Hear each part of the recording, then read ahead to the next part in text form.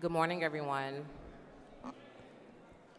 Good morning, everyone. Okay, we're about to get started. We're going to start with the pledge, so if everyone will please stand. I'm going to welcome the Mayor Pro Tem of the City of Gardenia, Mark Henderson. Thank you. As a veteran, I want to say to my fellow veterans in the House, we want to thank you for your service. At this time, please put your right hand over your heart. Repeat after me. I pledge allegiance to the flag of the United States of America and to the republic for which it stands, one nation, under God, indivisible, with liberty and justice for all. Thank you.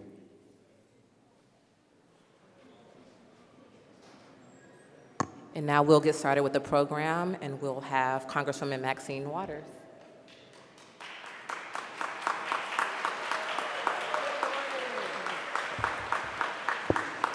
Hello, everyone. Good morning, and thank you for coming out this morning.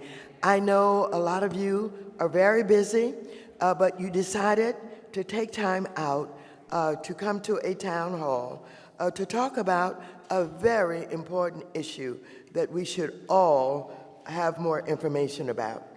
So I'd like to welcome you to this town hall.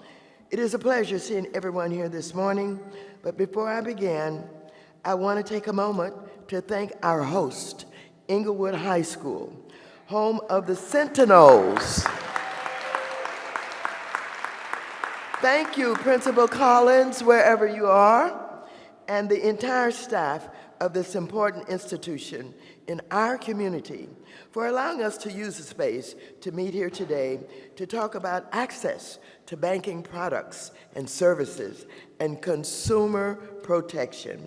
Everyone in this room knows just how important access to mortgages, small business loans, and other forms of credit are to not only stay afloat in our economy, but to build real wealth that can be passed on for generations. Throughout my legislative career, first in the California State Assembly, and now in Congress, including as the former chairwoman and now ranking member of the House Financial Services Committee, I have fought hard for a financial system that works for everyone, not just a privileged few. In the lead up to the 2008 financial crisis, I saw how many people in our communities were sold predatory subprime loans even when they were qualified for prime mortgages. This lending discrimination resulted in millions of harmful foreclosures all across the country. So to ensure there would always be someone watching out for us, I pushed for the creation of the Consumer Financial Protection Bureau, referred to as CFPB, to be solely focused on protecting all consumers from unfair, deceptive, or abusive acts and practices. Since the CFPB opened its doors, they have recovered more than $20 billion in relief for 205 million consumers that have been harmed by financial institutions. I'm excited that you will get to hear from Rohit Chopra, the CFPB director, who will discuss all of the great things that they're doing. When I became the first Black and first woman chair of the House Financial Services Committee, one of my first moves was to establish Congress's first ever subcommittee on diversity and inclusion. So under my leadership, this historic subcommittee held nearly 20 hearings, carried out critical work to expose inequities in housing and banking, and pushed corporations to finally address challenges facing our communities and close the racial wealth gap. After decades of redlining, too many banks, along with discriminatory mortgage lending, the gap between home ownership in Black and other minority communities continues to widen compared to white communities. The story is the same for small businesses. Many of you know that owning a small business can be a critical path for families to build wealth. And the most important way for small businesses to grow and thrive is by having access to fair and affordable credit. Yet, there are too many challenges that small businesses face, especially those owned by women and minorities, to gain access to critical capital. That's why I've spent years supporting community development financial institutions known as CDFIs. CDFIs have a proven track record of increasing home ownership in Black and Latinx neighborhoods and have provided loans to minority-owned businesses and supported the opportunity for Black and Latinx people to improve their ability to access credit. In the early stages of the pandemic, when Congress created the Paycheck Protection Program, it was disappointing to see some of the large banks prioritize their concierge clients. Too many small businesses, including those owned by people of color, were initially shut out of the program. That's why I worked to secure an additional $60 billion just for community financial institutions, including CDFIs, Minority Depository Institutions, or MDIs, that community banks and credit unions, to deploy what was referred to as PPP loans directly to diverse and truly small businesses so they could quickly access the relief they needed to keep their doors open. My next pass was to ensure that affordable capital and credit continued to flow into long underserved communities, including low-income communities of color, most devastated by the pandemic. In December 2020, I worked with my colleagues across the aisle in the House of Representatives and the Senate to pass an unprecedented $12 billion in capital investments and grants for these CDFIs and MDIs. The funds are enabling them to lend $120 billion back into our communities, including to small businesses and businesses owned by people of color. So I'm pleased to hear that many in our communities have begun to receive loans and other capital from the legislation that I passed. In addition, today you will get to hear from Everett Sands, who runs the CDFI called Lendistry, about how he's using these funds here in the 43rd District of California. Furthermore, I worked hard to renew the State Small Business Credit Initiative, or the SSBCI, that is run by the Treasury Department in partnership with state governments. So as part of the American Rescue Plan, I secured $10 billion to support a wide range of loans, investments, and technical assistance to support small businesses. So I'm pleased California has received more than $1.2 billion of the SSBCI funds, which will be leveraged up to provide up to $12 billion in support for California's small businesses. As you can see, I've been working hard in Washington, D.C. to help small businesses thrive so we can bring the wealth back to our communities. I'm also working closely with the CFPB and the Biden administration to institute stronger consumer protections, including eliminating all of these junk fees, working to combat the negative effects of medical debt, cracking down on redlining and appraisal bias, and so much more. When I was chairwoman of the House Financial Services Committee, I started the tradition of inviting our nation's big banks to testify before the committee to answer questions and concerns that constituents like you may have. While the Senate will be having this hearing next week, I'm disappointed Republicans are refusing to continue with that oversight in the House. That said, I'm pleased that PNC Bank and City National Bank and Wells Fargo accepted my invitation to participate in our town hall today. You will get to hear senior bank executives give us an update on what products and services their banks offer, as well as share what steps they're taking to improve how they deliver mortgage loans, small business loans, and more, and answer a couple of questions from me and the audience. I commend them for participating, especially because some banks rejected my invitation to appear today. And you know I was going to tell it. Specifically, J.P. Morgan Chase, Bank of America, Citi, U.S. Bank, all declined my invitation to participate today and were unwilling to have a senior executive take questions from you at a public event like this. But that's okay. They will not be able to evade oversight by the United States Congress, and I will be following up with each of these banks accordingly.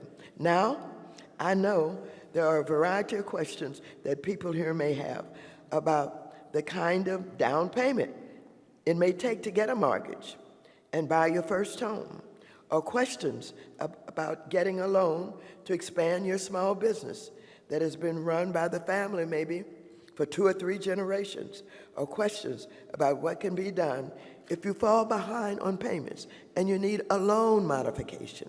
The goal of this town hall is to get your questions answered, learn about resources that are available to everyone, and create opportunities for you to access the affordable banking products and services that you need. So, to that end, I'm pleased the banks that we have with us also have customer services representatives who are here to answer any individual questions you may have about an existing loan, or if you want to apply for a new mortgage loan or small business loan.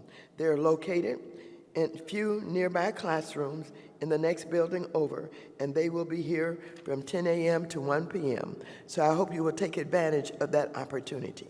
You can also look for my staff. They would be happy to escort you over there. For today's agenda, we have 3 great panels, starting with the bank executives from City National Bank and PNC Bank and Wells Fargo. Next, we will have CFPB Director Chopra. And last, I'm pleased we will close out this town hall by having a panel of local stakeholders, including a CDFI, a housing counselor, a realtor, and former staff of mine. Avi Malik, who is now the General Counsel for California's Department of Financial Protection and Innovation, or DFPI. So I'd like to thank you again for being here. Now, having said all of that, and talking about the money that has been created, whether we're talking about the state money or the PPP money that we had during COVID-19, you're wondering, if there's all this money around, why haven't I been able to get some of it? Well, I know what's on your mind because you called my office and you asked me about the banks. You asked me about why can't you get a loan modification, which you should be getting if, in fact, maybe you have missed a payment or so, but you should not be foreclosed on just because of that. It may have been a medical emergency or something that you were involved with. For our small businesses, you have given up. You have literally given up on being able to get a loan. Certainly you can't get a startup, but at least you should be able to get one to expand or to get the technology in place that you need in order to be able to do business. Now, I'm not going to get into the complaints about your bank account being closed down and you don't know why, and they didn't even tell you why. I'm not going to get into the fact that you call a bank and you go through these telephone menus trying to get to somebody and you can't get anybody. I'm not going to talk about those of you who have been doing business with a bank for 20 or 30 years. You don't have a banker. You don't know the name of anybody you can go to. You go to a window of somebody that just got hired yesterday and don't know what the hell you're talking about. On and on and on. But this is what I get in the calls to my office. That's why I'm putting this time in today.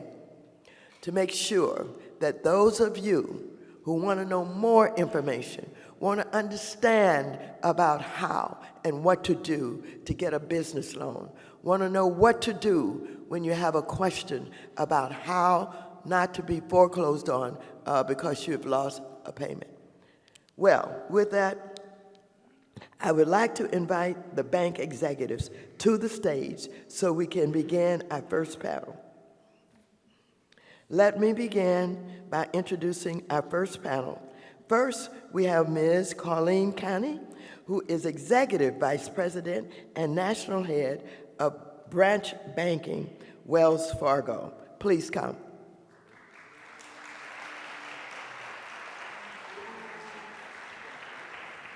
Ms. Canny provides expert advice and service to consumer banking, customer lending, and small business customers while overseeing a network of nearly 4,500 retail bank branches across 36 states and Washington, D.C. Next, we have Mr. David Cameron, who is Executive Vice President of Personnel and Business Banking at City National Bank and is a member of the company's Executive Council. David is responsible for the bank's small business, consumer, and preferred banking lines of business, including the branch network. He also oversees City National's commitment to fair lending and the Community Reinvestment Act. And finally, we have Mr. Jeffrey Martinez, who is Executive Vice President and Head of Branch Banking, PNC Bank. In his current role, Mr. Martinez is responsible for more than 2,400 branches and nearly 16,000 employees. He also serves as chair for PNC's Corporate Diversity Council, the Military Advisory Council, and is the executive sponsor of PNC's Latino and Multicultural Employee Business Resource Group. So I welcome and thank you for being here. Again, I appreciate that each of your banks have customer service representatives that are stationed in nearby classrooms in the next building over to help with anyone that has a problem or a question. Now, I want you to remember, audience, that the Financial Services Committee oversees all of the banking industry in this country. So while they're here today talking about what we've asked them to come for to deal with the 43rd Congressional District, this, you're going to hear a lot maybe about what they do in the entire country. So I will now ask all of our panelists to give 5 to 10 minutes of opening remarks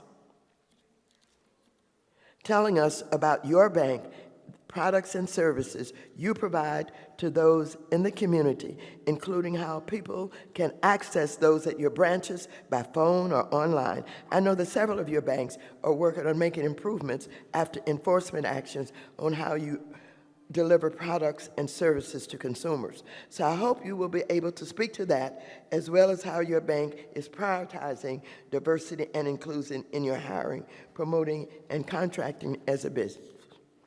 Ms. Canny, I will go to you first for your opening remarks. Thank you, Congresswoman Waters, for inviting me to discuss how Wells Fargo provides essential banking services to your constituents and positively impacts the local community. Wells Fargo is committed to serving our customers, employees, and communities here in Los Angeles area and across our footprint. I lead the national branch network for the company, and am extremely proud of the work our employees do every day to help our customers achieve their financial hopes and dreams. We do this by providing service, advice, and guidance when individuals come into our branch. And we do this by offering tools, programs, and services to increase access to banking services, small business lending, home mortgage, and credit. We're on a multi-year journey of transforming our branches, enhancing our digital offerings, introducing the banking inclusion initiatives and Hope Inside centers in more markets, expanding racial equity and home ownership, and supporting small business. Let me share some of what makes me proud to be a part of Wells Fargo. First, We are deeply committed to our employees in providing an engaging work environment where they can grow their careers. We take pride in being ranked number 2 in LinkedIn's 2023 list of top companies to grow one's career. In California, we employ 24,000 employees, and in 2022, our California employees recorded 81,500 volunteer hours. In 2022, Wells Fargo's philanthropic giving totaled nearly $49.4 million for California in support of housing, small business, financial health, stability, and more of which, roughly $3 million, went to nearly 30 organizations in Congressman Waters' 43rd District. Secondly, we are deeply committed to our customers and expanding basic business access to those who have historically been left out of the banking system. Throughout California, we have more than 800 branches and 3,000 ATMs to serve our customers. And in Los Angeles, the surrounding area, 21% of our branches are in low to moderate income areas. In June of 2023, we opened our first Los Angeles Hope Inside Center at the Wells Fargo Florence and Central branch, which is already making a positive impact in the local community. Through our Banking Inclusion Initiative, we have committed to 50 Hope Inside Centers by 2026 with diverse and low to moderate income areas to provide free financial education, workshops, and one-on-one coaching to customers and anyone in the community. We're focusing on Black and African American, Hispanic, and Native American Alaskan Native families who account for more than half of America's 5.9 million unbanked households. I'd like to take a moment to share with you a testimonial from Daniel, a Hope Inside client at our Florence and Central branch. Daniel says, quote, "When I joined the Wells Fargo Hope Inside program in September of 2022, at that time I had a 620 FICO score and $420 in a savings, which I consistently transferred out to cover daily expenses. I was living paycheck to paycheck, and after I lost my job, I was struggling to pay off my credit card debt. The first step my Hope coach, Alejandra, took was to sit me down and audit my statements to review my money habits and find the root cause of the problem. We were able to identify a few poor money habits, such as consistent restaurant dining and paying for unnecessary subscriptions and services. Alejandra was able to help me set a budget, which disciplined me and encouraged me to abide by my daily spending limit and stop living paycheck to paycheck. I began working extra hours to afford higher payments towards my credit cards as well. In over an 8-month period, I reduced my debt by about 60% and now have a FICO score of 704. I have a budget that allows me to allocate a minimum of $600 in a high-yield savings every month," end quote. I'm also proud of the work we do to help small businesses grow and thrive across the country and in the Los Angeles area. While economic challenges continue, we are focused on fostering an inclusive recovery and strengthening the small business sector for the long term, with a special emphasis on supporting diverse-owned small businesses. In 2022, Wells Fargo collaborated with the Community Reinvestment Fund USA to launch Small Business Resource Navigator, which is an online portal that enables Wells Fargo bankers to help introduce small business owners to potential financing options and technical assistance through the community development financial institutions, which are also known as CDFIs, across the country. And Los Angeles-based CDFIs, Lendustry and Pacific Coast Regional, are part of the CDFI Small Business Resource Navigator.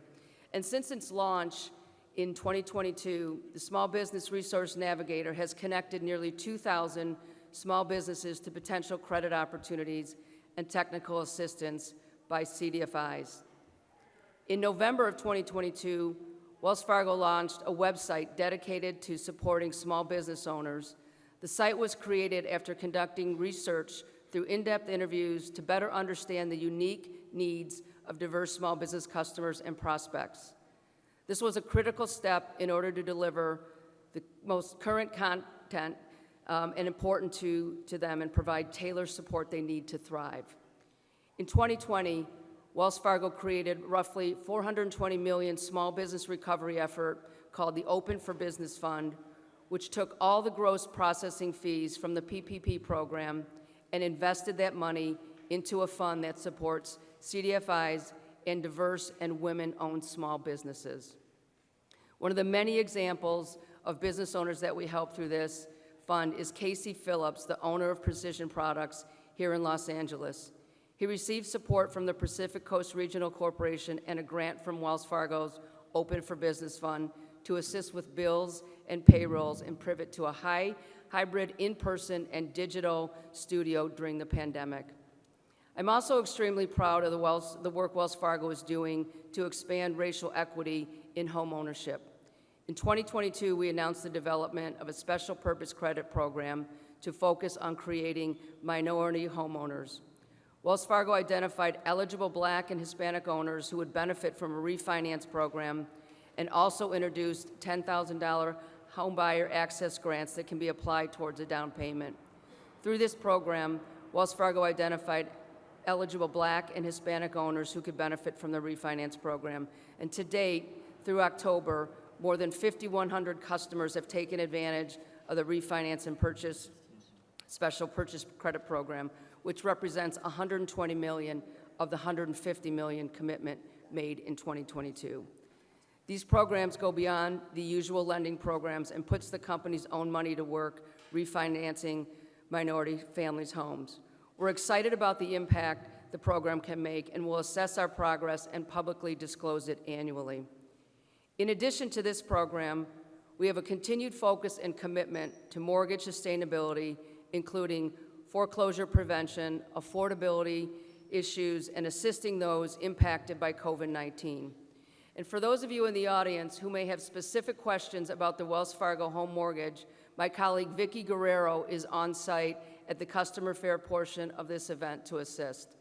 Additionally, for those in the audience who have questions about Wells Fargo bank accounts, we have bankers Annaleli Moreno, Chris Sina, and Brianna Breville, who are here with me as well. They can answer high-level questions today and set up appointments to discuss specific account questions back at the branch. In closing, Wells Fargo is fully committed to providing the service, advice, and guidance our customers need to reach their financial goals and dreams. We are also committed to expanding access to the financial services systems for those who have historically been outside of the system. Thank you for this opportunity to talk about Wells Fargo's commitment in enhancing our customers' accessing to the banking services. Thank you. Thank you very much, Ms. Connie. Mr. Cameron, I will go to you next. Thank you, Congresswoman Waters. I'm going to keep my comments relatively brief here this morning because what I think is most important is fielding questions from this audience and also from our Congresswoman Waters. For me personally and for City National Bank, it's a great honor to be here today. There's such a rich history in the city of Inglewood. Mayor Butts, here in the city of Inglewood, this high school founded in 1905. City National Bank has been in Southern California and Los Angeles for over 70 years. And we take our commitment to every community we serve very seriously. And I think it starts with this fantastic public-private partnership. And when the government and financial institutions can partner together, every community is going to benefit from that partnership and better serve those individuals in the communities. When I think about City National Bank in comparison to my peers here, we're a very small institution, yet very large from a public perception of having 61 branches. Please speak up. Yes, thank you very much. So City National Bank, we have 61 branches across our footprint.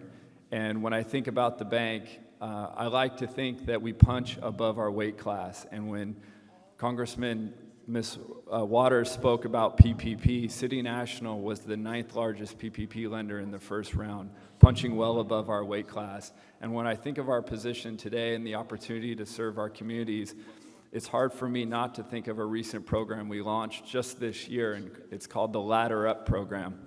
The Ladder Up program is to support borrowers with grants of up to $15,000 for home ownership, and I think that's just an opportunity to support the communities in a way that we haven't supported them before. And what we're here to do today is to create more awareness for not just the City National Bank for our entire industry and how we can support the community. So just really proud to be here and looking forward to fielding the questions and supporting all of you today. So thank you.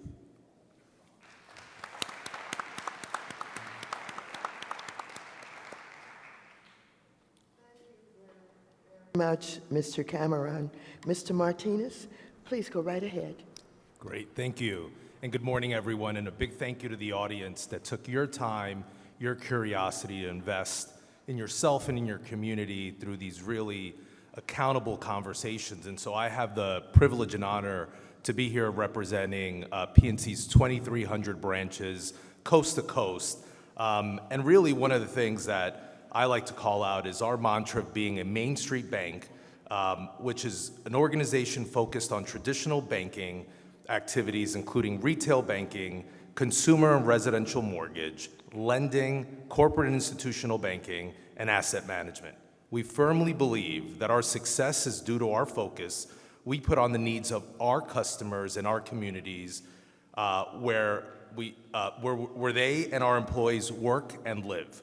We work to become embedded in the local communities we serve through our regional presidents in each of our major markets, who are responsible for delivering all of the bank's resources and ensuring PNC understands and supports community development and banking needs for all. We are grateful for Ranking Member Waters and her tireless work on behalf of communities everywhere, and for bringing us all together today so we can do our best to be of service of her constituents. Among our many banking products, PNC is proud to offer numerous affordable lending products and programs that allow customers to put as little as 0 to 3.5% down on the purchase of a home. These products include Fannie Mae's Home Ready, Freddie Mac's Home Possible, FHA and VA products, as well as our PNC Community Program that provides 97% of financing with no mortgage insurance. In addition, PNC participates in numerous down payment assistance programs sponsored by municipalities across the country. Our PNC grant program offers up to $5,000 in our CRA investment areas and properties located in low to moderate income tracts, and up to $3,000 for low to moderate income borrowers. We also just launched our special purpose credit program that offers up to $7,500 in select markets in majority minority census tracts. Programs like this are what make PNC a differentiator. As a 9-year U.S. Army veteran and proud representative of the Latino community, I am grateful to work for a company like PNC that understands and invests across all segments of our population. PNC's collaborative approach and ability to continue to transform and innovate is what empowers me and our team to continue to work to improve the financial well-being of our customers and our communities. That approach also allows us to make sure our employees that serve our communities succeed and thrive within our organization. One way our team brings essential banking services to our customers and communities in need is our mobile banking team. We have 19 mobile branches, which are essentially a bank on wheels that can constantly move around our footprint to areas with the most need, including when natural disasters strike. The PNC mobile branch teams within each mobile branch can work directly with individual customers, small business, and nonprofit organizations around the country in underserved communities. Mobile branch teams also work with our community development banking teams to host helpful seminars, and are proud to have partnered with more than 70 organizations coast to coast, which works with unbanked or underbanked groups to help take the unknown out of banking.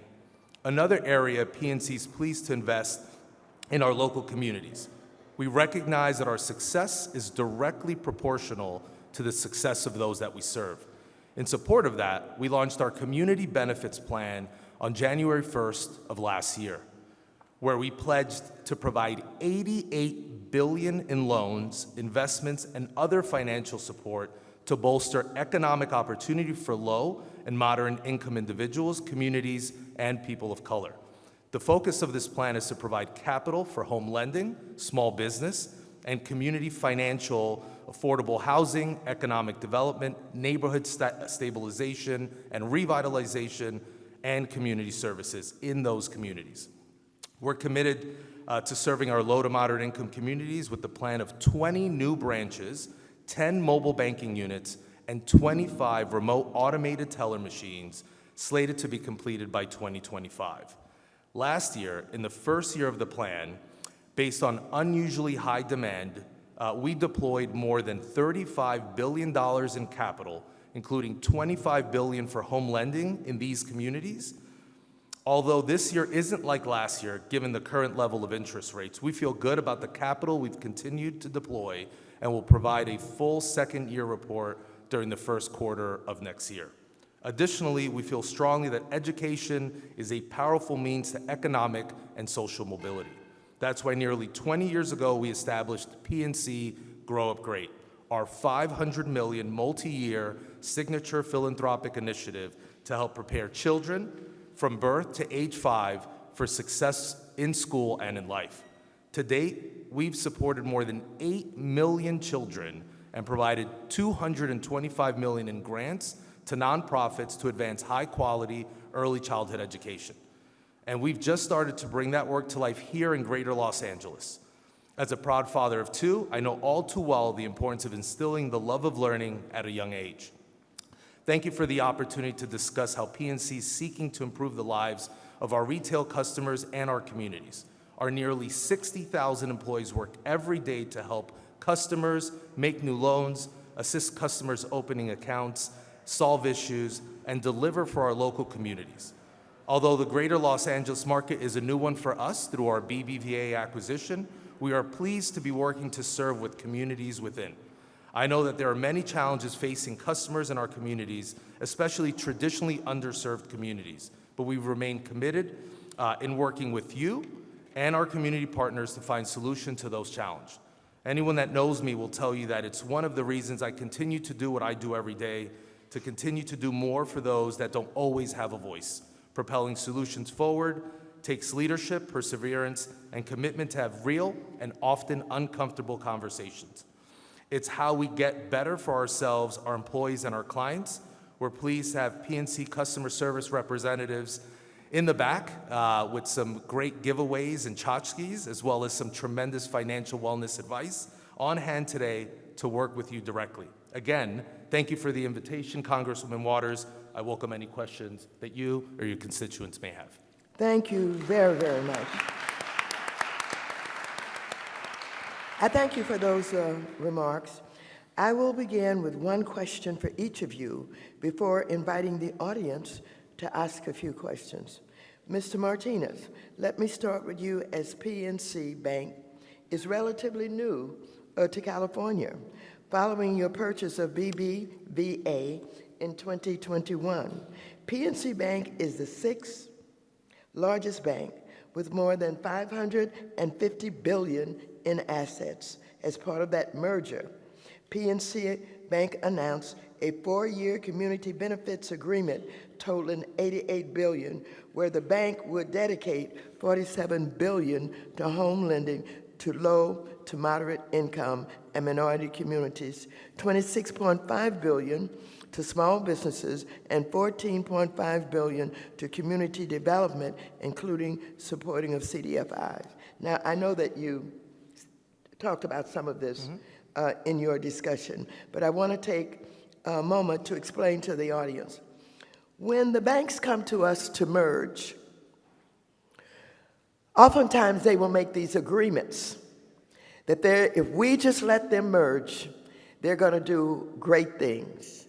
And so when we talk about agreements, it is, with PNC, for example, it's a result of they wanting to merge. One of the things I'm concerned about is, I'm concerned that we don't end up with 4 or 5 banks in the country because of consolidation. Consolidation occurs with these mergers. So if they're able to indicate what they can do to help better with products and services and, do the kinds of support for communities throughout this country, because we're allowing them to merge, then the agreements do take place. So PNC has an agreement. So you heard everything that they talked about, what they will do. Let me just go to one of the questions before I do that. It reminds me of a recent announcement by First Citizens Bank, which acquired Silicon Valley Bank after they failed earlier this year. First Citizens committed to providing $6 billion to carry out early commitments SVB made to better reach underserved and diverse communities. And I pressed them to do so, and I'm glad they followed through, and I was pleased to see that they opened a branch in Watts at 9950 South Laurel Street. Now, Mr. Martinez, will you discuss how attendees who are interested in accessing the additional mortgages and small bank loans included in your community benefits plan? This is what you agreed to do. Absolutely. This is why you got the merger, because you were going to do all the benefits. That's right. All right, how do we get them? Yeah, great question. Thank you so much, Congresswoman Waters.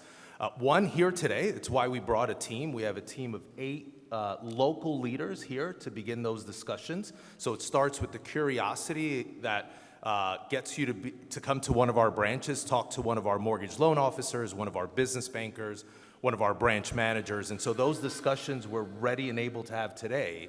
And I think you bring up a good point around the promises we make coming into an acquisition. And for PNC, one of the things that I hold proud is we accelerated after the BBVA acquisition. So you would actually see our plan today has been fortified and improved beyond what we committed to. And so the way we've deployed our capital, even this year, we continue to see $10.7 billion just this year to date be deployed specific to our benefits plan, $3.6 billion for our small business, and $2.1 million through community investments. But it's really going in, seeking one of our branches and having those discussions. And the last point, one of the things that came through the financial promise is how we've deployed that through our advisory council. So the CEO of the National Community Reinvestment Coalition leads our advisory group internally here at PNC, which is comprised of 15 local leaders coast to coast representing your voice inside of the room at PNC. And so I think that's important to know and understand. And just recently, last month, we had our 2nd annual Community Benefits and Community Development Banking Symposium in Pittsburgh, where we invited and had 206 local representatives throughout the country to be that voice, to hold us accountable. So it's not just meetings like this. We don't wait for it to happen to us. We create those dialogues to happen internally at PNC. Thank you. I think you said you have about 50 in kind of a national advisory group. Correct. Could we get the names of them? Could you leave them with us? We absolutely I'm not can. going to ask for them right now. No, I will get them to you. All I right. promise. I want to know whom they are. I will get it to you. Yeah, well, the National Community Reinvestment Coalition is one of them right there. We have a problem with branch bank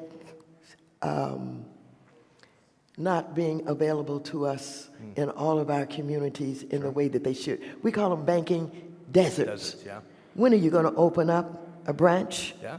in my district? Yeah, that's a great question. It's an important one, and one of the things that we've slated, again, as we're new to California, new to LA through the BBVA acquisition, it's in one part of my notes, I announced that we are opening 20 branches specifically targeting those financial deserts.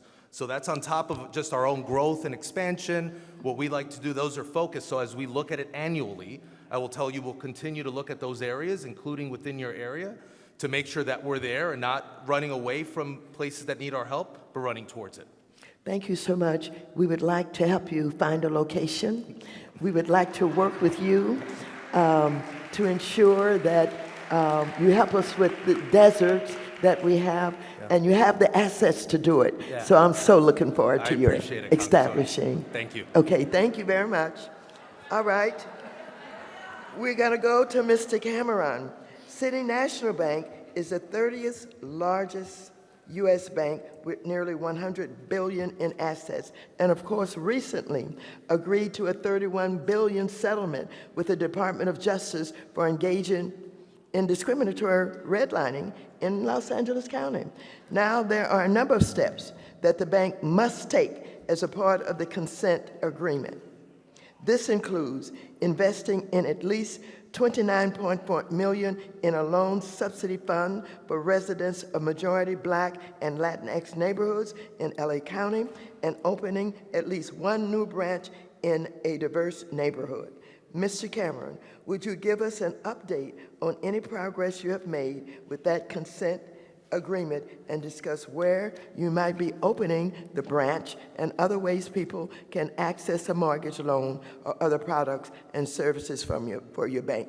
So in addition to the request for merger, where we're able to make some demands in order to get the merger, when banks are found to have been involved in the kind of activity that basically mitigates against people being able to have access to banking services. It could be any number of things. And of course, Citi was found to have some problems. I'm not going to go into detail, have some problems. And because of that, you have an agreement that you have made to basically rectify what happened. And so in addition to some of the lending that you talked about, you too talked about a branch bank.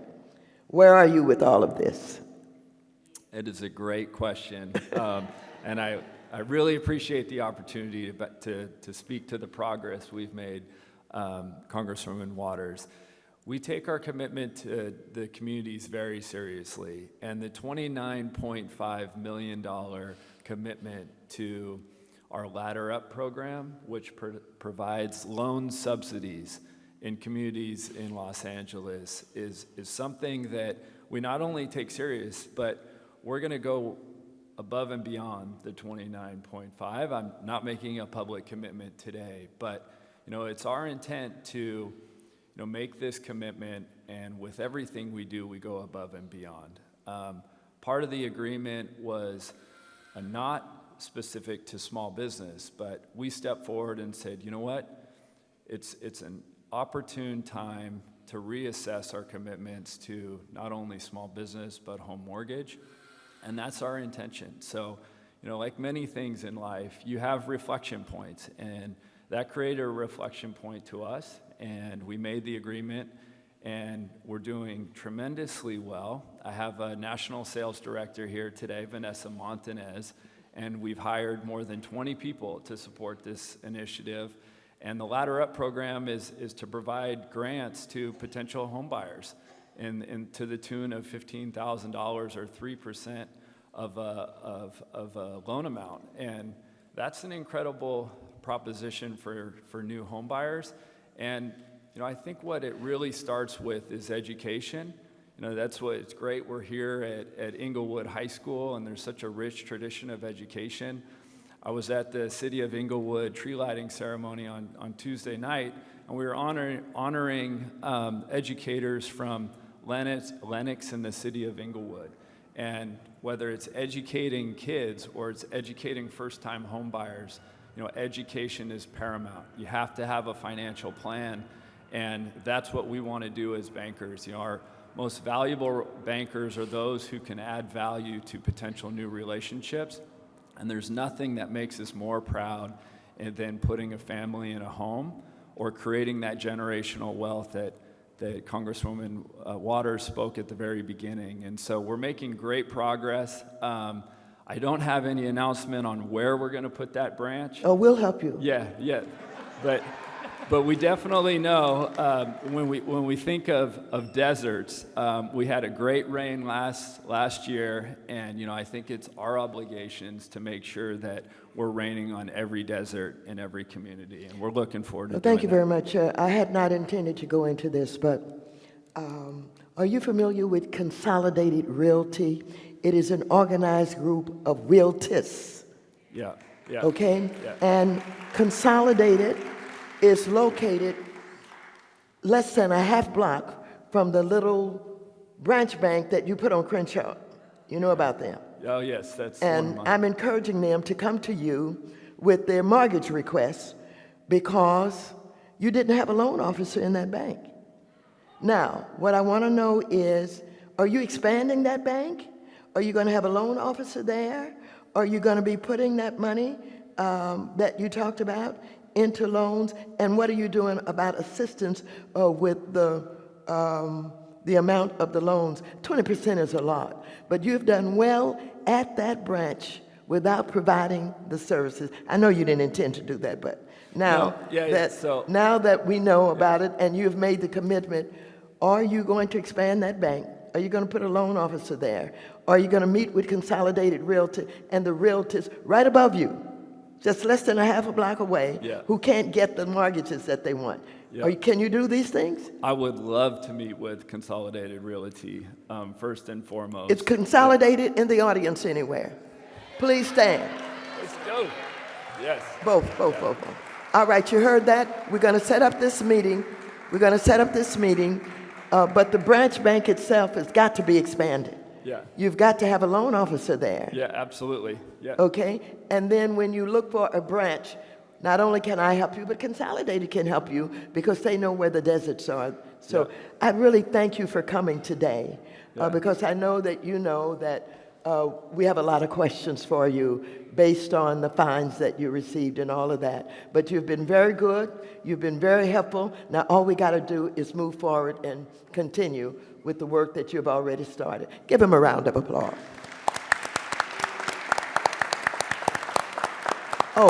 One thing before I go. I think Wells Fargo, and I'll ask them about it, had a loan program to assist because the down 20% is quite a bit. Is that included in the agreement, that a reduction of down payments? Yeah, so our grant is $15,000. Yeah, up to $15,000. Up to $15,000. Yeah. That would cover mortgages at about what, $300,000, $400,000? Well, so what's one of the biggest challenges in all honesty is affordability. Right? Is what? Is affordability.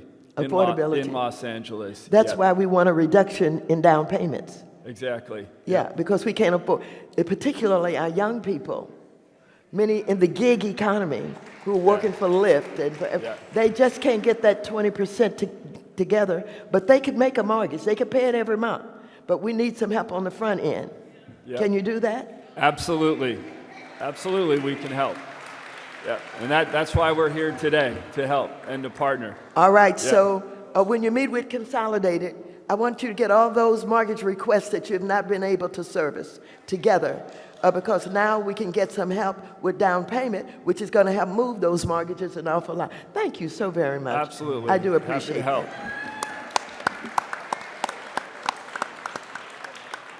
help. Okay, Ms. Canning.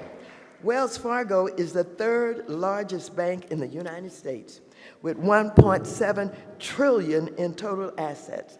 And of course, my committee has done extensive oversight when we learned of a problem that you had. It was about the fake account scandal that took place. I'm not going to go into it a lot, but we paid a lot of attention, where millions of accounts were established by Wells and without the permission of the customer. Among other enforcement actions, the Fed imposed an asset cap on Wells Fargo in February 2018 for its repeated problems. This cap prevents the bank from growing and holding more than $1.9 billion in assets until things were cleaned up and changed, the operations were changed. Let me explain to my audience what an asset cap is. When Yellen, who is now the Secretary of the Treasurer, was at the Fed, and they were trying to deal with and work with Wells Fargo on some of the problems and some of the concerns. Before she left the Fed to go over to the Treasury, she did quite an unusual thing, what you don't take, Feds doing, et cetera. And she said, until you can get this all worked out and cleaned up, I'm going to not let you grow anymore. You cannot continue to do whatever you do to invest, to, whatever business you have, what have you. I'm going to put a cap on your assets. So that's what that's all about. And so I know that you've been working with the Fed in order to, deal with those concerns. Now, we have banking deserts, and we need more branches, but the bank has closed about 2,000 branch locations that leave consumers with fewer places to get help in person. What steps is the bank taking to ensure everyone harmed is fully remediated? Also, given that you oversee all of Wells Fargo's bank's branches, would you discuss why the bank has closed so many branches and what steps you're taking to ensure consumers can conform and maintain relationships with someone at a nearby branch? I know that Wells Fargo is huge, and being that big, it can have so many different aspects to the bank. It's difficult, but it's got to be done. It's got to be done. And so I know that you're working. You have been working, but first tell us why you closed those branches. Yeah, thank you for the question, Congresswoman. We are still the second largest bank with bank branches in the country. We're in 36 different states, and in many communities, frankly, where other banks are. Over the years, people are choosing to bank differently. Transactions have gone down in the branch over 50% in the last 3 years. And so our customers and consumers are banking mobilely on phones, online, using ATMs in ways that to transact more conveniently for them. We still think branches are very important to come in and get the advice and guidance on things like small businesses, lending, et cetera. And we continue to look at our branch footprint and ensure that we have the proper coverage, but also educate customers on other ways to bank.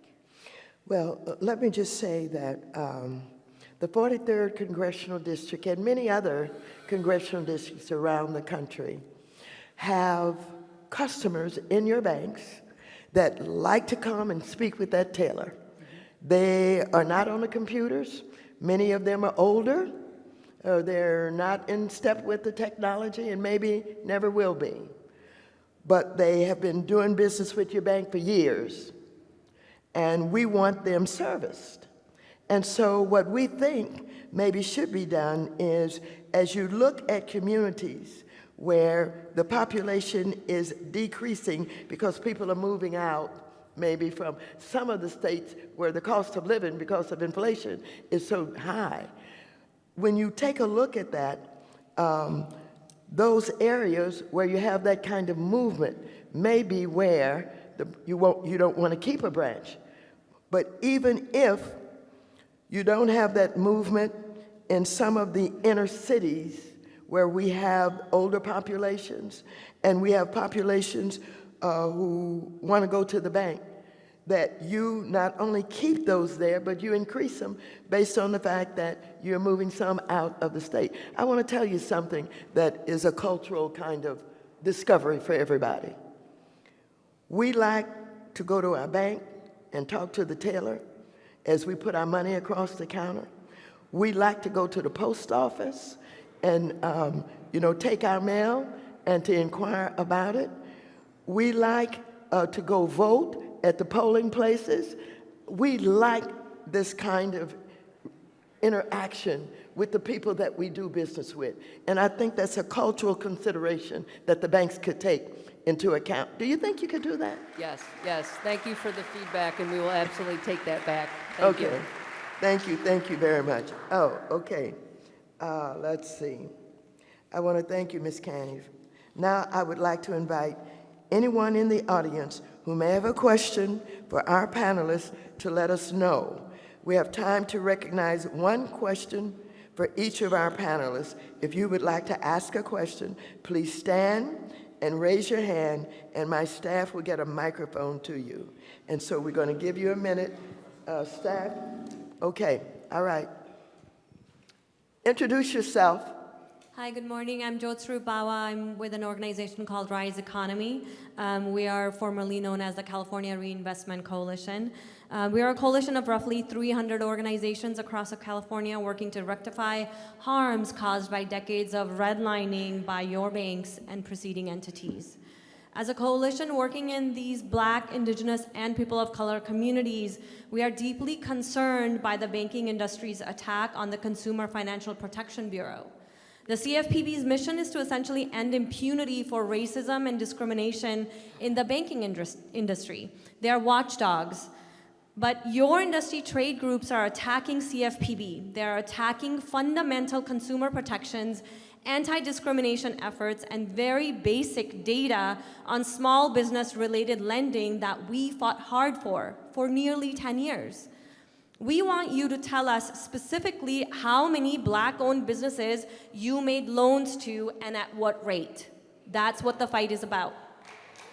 My question to you is, if you all are doing the right thing, why would you fight regulators and this kind of transparency? What reason do you have to not want to turn over basic data? Who are you addressing the question to? I can take it. I can Go take ahead, it. David. Yeah, absolutely. I think that the points you make create opportunity for us here at the table, and listening to questions like yours gives us the ability to formulate strategies to address your specific concerns. There's great programs available. When I speak to the public-private partnership, small business, for example, and the SBA programs, and that's a great opportunity where financial institutions can partner with the government in providing capital to small business owners, whether it's a company that's looking to be founded or a company that's looking to grow. And I think it speaks to our track record when you see our steady improvement with SBA lending in the communities we serve. So happy to continue sharing the progress we make, and we take these commitments very seriously. And would love to talk to you about the challenges and the feedback of the special interest groups, because we're here today to show commitment, understand your concerns, address them, and formulate strategies so we can continue to support you going forward. Thank you. Our group wrote a letter to your CEO. We would like a response. These industry trade groups are not independent of your leadership supporting them. So I appreciate that you're doing SBA-related lending. We want that data. We want you to show us that you're not continuing to redline in this community. Okay, it's fair. Okay, thank you. While you're getting to the next question, let me interject this real quick. You guys are involved in different aspects of the bank, and you're not the ones who are doing the legislative agenda, for example. That's somebody else over there. And I'm not going to ask you to necessarily respond to this, but to take a message. Yesterday, before I left the house, I was on the floor. Or was it Thursday? I was on the floor. Yesterday. And I was on the floor because we've been trying for, 13 years? 13 years to get a rule that has been fought by the banks. What is this rule? When we created the Dodd-Frank Act to get rid of predatory lending and all of that kind of stuff, one of the things that we discovered was we needed more data. We needed more information to determine why we can't get more small business loans. And so we put in a law that simply said, you've got to respond to the need for more data collection. And we wanted more information about women and minorities and LGBTQ, et cetera, et cetera. So we created, Mr. Chopra created a way by which this could happen. He created the rule. After every big piece of legislation, you have to have the rules about how you're going to get it done, et cetera, et cetera. And so the Senate Republicans put up a great fight against getting the rule, the data that we needed to determine why we can't get these small business loans. They fought us very hard, and they said they represented the banks. This is not on you. This is just a message to take back. And so we're not in the majority in the House of Representatives. So the Republicans won on basically trying to kill that rule that would give us information that would show that blacks and Latinos and women and LGBTQ are not getting the loans, the small business. This is all about small business. And why are we harping on small business so much is because this is about wealth building. This is about closing the wealth gap. This is about being able to create opportunities to earn money for your families and for the future for your children and your grandchildren. So just tell them that I told my district what was told to us about how the banks were supporting the right-wing Republicans on the Senate side who killed my bill on the floor with us simply trying to get the information that made possible by Chopra on the creation of that rule. Just let them know, but I'm not tasking you with having to deal with that. Okay, next question.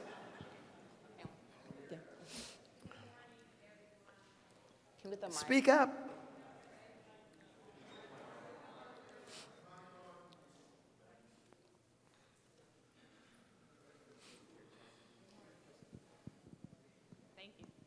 Good morning, everyone. My name is Anna Tutt, like King Tut, but Queen Tut, and I'm the president of Consolidated Board of Realtors. So David and Jeffrey, we will find your space, so make sure you connect with the realtors. I have a question for you, all of you. One of the things that we're faced in our community is appraisal bias. And I have experienced appraisal biases firsthand. I had a client who was, and it wasn't one of your banks, but it was a big bank. I had a client who was purchasing a property in Los Angeles. The servicer who sent the appraiser out didn't know our area. So he appraised the value of the property $80,000 less than the list price. So my client, I kept calling the appraisal company. The bank tried to reprimand me, saying that I cannot do that. And I said, I am advocating for my clients, so yes, I can. And so I was very persistent, but we lost that escrow. But here's the caveat. They canceled the escrow, but because my client wanted that house, we went into escrow, we begged the seller, we got an escrow with a different lender. It came back, we got the appraisal at the value of the property. And for me, I just need to know, as holding our lenders accountable, what policies are you putting in place to make sure that this doesn't happen? And you hear it happening in our community so often. I know, as being a member and the president of Consolidated Board of Realtors and NARAB, we are fighting appraisal biases, but we want to know, how are you going to combat that? What policies are you putting in place? Because we got to continue to build. We're talking about building generational wealth, but if we take away that wealth from our community, we're not building. So that's my question. Okay, who would like to take that question? Great question. And I will tell you, facing that systematic issue is really why PNC, we built our advisory coalition. I mean, your exact statement, I can go back a year ago. One of our local advisory leaders mentioned that exact same thing. And so we've been working internally to ensure that, one, there's education out to the field. It is a true bias. And so making sure that our clients are very well informed of things to do, just to make sure, how do you avoid or be able to call out appraisal bias? And then working with organizations coast to coast to ensure that we work with appraisers that are known and can guarantee their appraisal outside of any prejudice, outside of, we've seen, it's sad knowing the story that we've heard organizations like yourself have to tell clients, take your pictures, if you are black or brown, take your pictures off the mantle, because you will get appraised higher if they do not know you're a person of color. And so we know that very well. It is something that I personally am working to get it fixed, and working with other organizations, advisors, and companies, appraisal companies, to ensure that doesn't happen to any of our clients, and be able to work in partnership to make sure we take that out of unfair lending practices as a whole. Thank you very much, and we're working on legislation on appraisals because the discrimination is awful and in appraising properties. All right, yes. Who's next? Thank you, Ms. Waters. My name is Daniel Patton. My mother, Eddie Jo Patton, is a long-term constituent of Ms. Waters. She's been a constituent for over 50 years and had been a long-term depositor of Wells Fargo Bank for over 30. I'm here to speak to you about her particular elder abuse case. She has been a victim of elder abuse on the part of her grandson. I'm happy to say that we have received a conviction on the part of her grandson. He was initially charged with 6 counts of elder abuse. He was convicted of 1 charge of elder abuse and has received a restitution order for $119,000.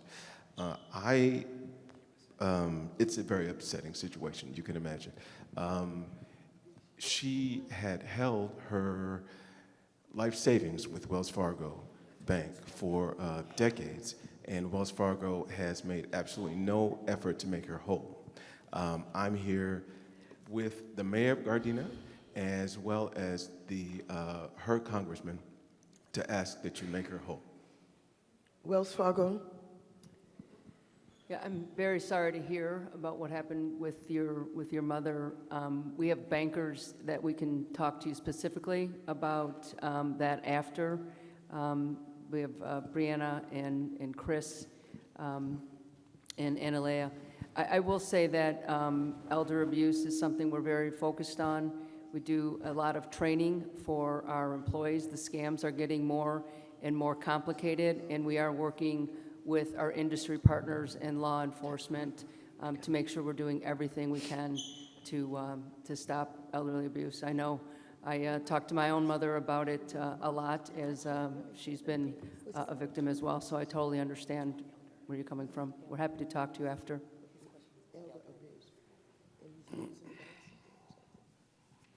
All right, let's take some more questions while we clarify a few things here. Who's next? Hi, I'm Tim Watkins. I'm from the Watts Labor Community Action Committee. It's president now for 23 years, and we've been banking with Wells for about 12 years.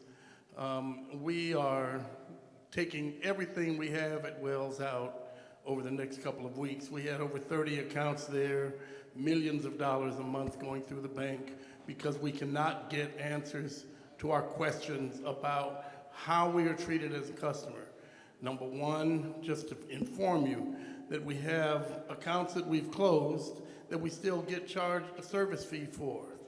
That we have money that we deposit from one of our accounts to another that gets suspended and held for multiple days as if this is money that has to be checked from an outside source, while Wells earns the interest on that money in suspense. We have a problem with the fact that we have 350 employees and not one of them has been able to get a loan for a house, for a car, or to buy some milk and clothing for their kids. And so the question that I have is, what does it take? We had a private banker out of Manhattan Beach that was supposed to be attending to us, but they don't answer the phone, and when they do answer the phone, they don't know anything. Every time we call, it's a different banker.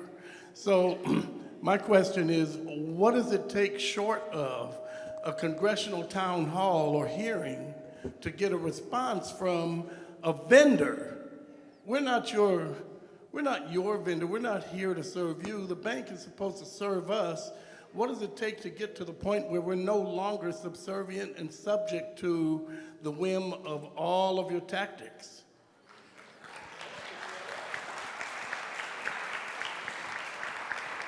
Thank you for your question, and very sorry to hear about your experience. Again, for specific customer questions, we do have bank staff in the customer fair outside, and we'd love to talk to you about that. I apologize. We're going to do better than that. That was Tim Watkins of WLCAC. I worked with his father, who created that nonprofit. It is the biggest one that we have in this entire region of the state of California, servicing everything, you know, from the homeless to veterans to children, housing, all of that. Now, let me ask Mr. Tim Watkins, have you been assigned a banker? Do you have someone that takes care of you and WLCAC? Yes, we were assigned a guy named Chris, but and then he was replaced by Evan, and then Evan was replaced by Richard. It's like, I'm very serious. In the past 5 years, I think we've had 7 different representatives, and so I sat down with them a year ago in our conference room and told them, if we can't get better service, there are other banks. Unfortunately, most of them are the same, because we had the same experience with Bank of America in Watts, and we wanted to do business in Watts. We had, we tried to go to Chase, but Chase can't do business banking in Watts. So you have to go to Compton or Leimert Park to get a business banking relationship with Chase in Watts. So we're going to Pacific Premier. If we're going to be outside the community, we'll be with one of the biggest business banks in the country. They've already begun to serve us, and we're satisfied. But Thank you, Tim, for mentioning Bank of America and Chase. Yeah. They're not here. They're not here today. That tells us something about what they care about or what they don't care about. I get that. And I they're not in Watts either. By Yeah. the way, the building is there, but all they got there pretty much is ATMs. Well, let me just tell you that we have a lot to deal with Bank of America and with Chase, and particularly understanding that you can't do business with Chase in the Watts area. You have to go to Compton. I'm on it. But let me just raise this question again. I am more and more concerned about respect and relationships.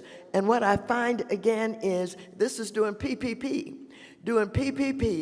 where we had money supposedly for all of our banks that needed it, even though I explained to you some of the banks created their own panels and took care of their concierge clients. What I discovered was there were people, and one woman in particular that stays on my mind, who has a little restaurant, soul food restaurant, who was looking for some help. She'd been with the bank 35 years, but she didn't have anybody she could talk to. She had to go to the counter and try to explain what was going on. I find in minority communities, no matter how long you've been with them, no matter how much money you're dealing with the bank, we don't get assigned bankers. We don't get assigned someone whose name we know that we go into the bank and we ask for to be able to sit down and deal with our problems. And that's one of the things I'm going to deal with the banks about in my legislative responsibility. Thank you. Thank you. Thank you. Thank you. Thank you very much, Tim. Now, for Tim Watkins, WLCAC, that supplies all of this support as a nonprofit in all of the ways that I've alluded to, Wells Fargo, we need a meeting. We need a meeting at WLCAC with me, Tim Watkins and his staff, and you. Would you please make that request? I will. I want a meeting. I want it set up not 2 years from now, but within the next 30 days or so. Okay. Thank you so very much. Okay, next. Can you hear me clearly, Congresswoman? Okay, just making sure the mics are working. Thank you. Greetings, everybody. My name is Miranda Satar-Il, and I am co-captain of the Arlington Avenue Block Club. This is a 4-year question. And to anticipate Congresswoman Waters' question as to whom I am addressing, the answer to that will be, it could be all of you and it could be none of you. I am a subject of a loan modification that happened with Bank of America. Yep. With Bank of America, who neglected to totally consolidate a loan. And 4 years ago, some random servicer started sending letters and demand that we pay off $185,000 loan. I thought I was kind of smart, so I tried to do this by myself, right? And 2 years ago, after running up against walls, I actually reached out to a real estate attorney.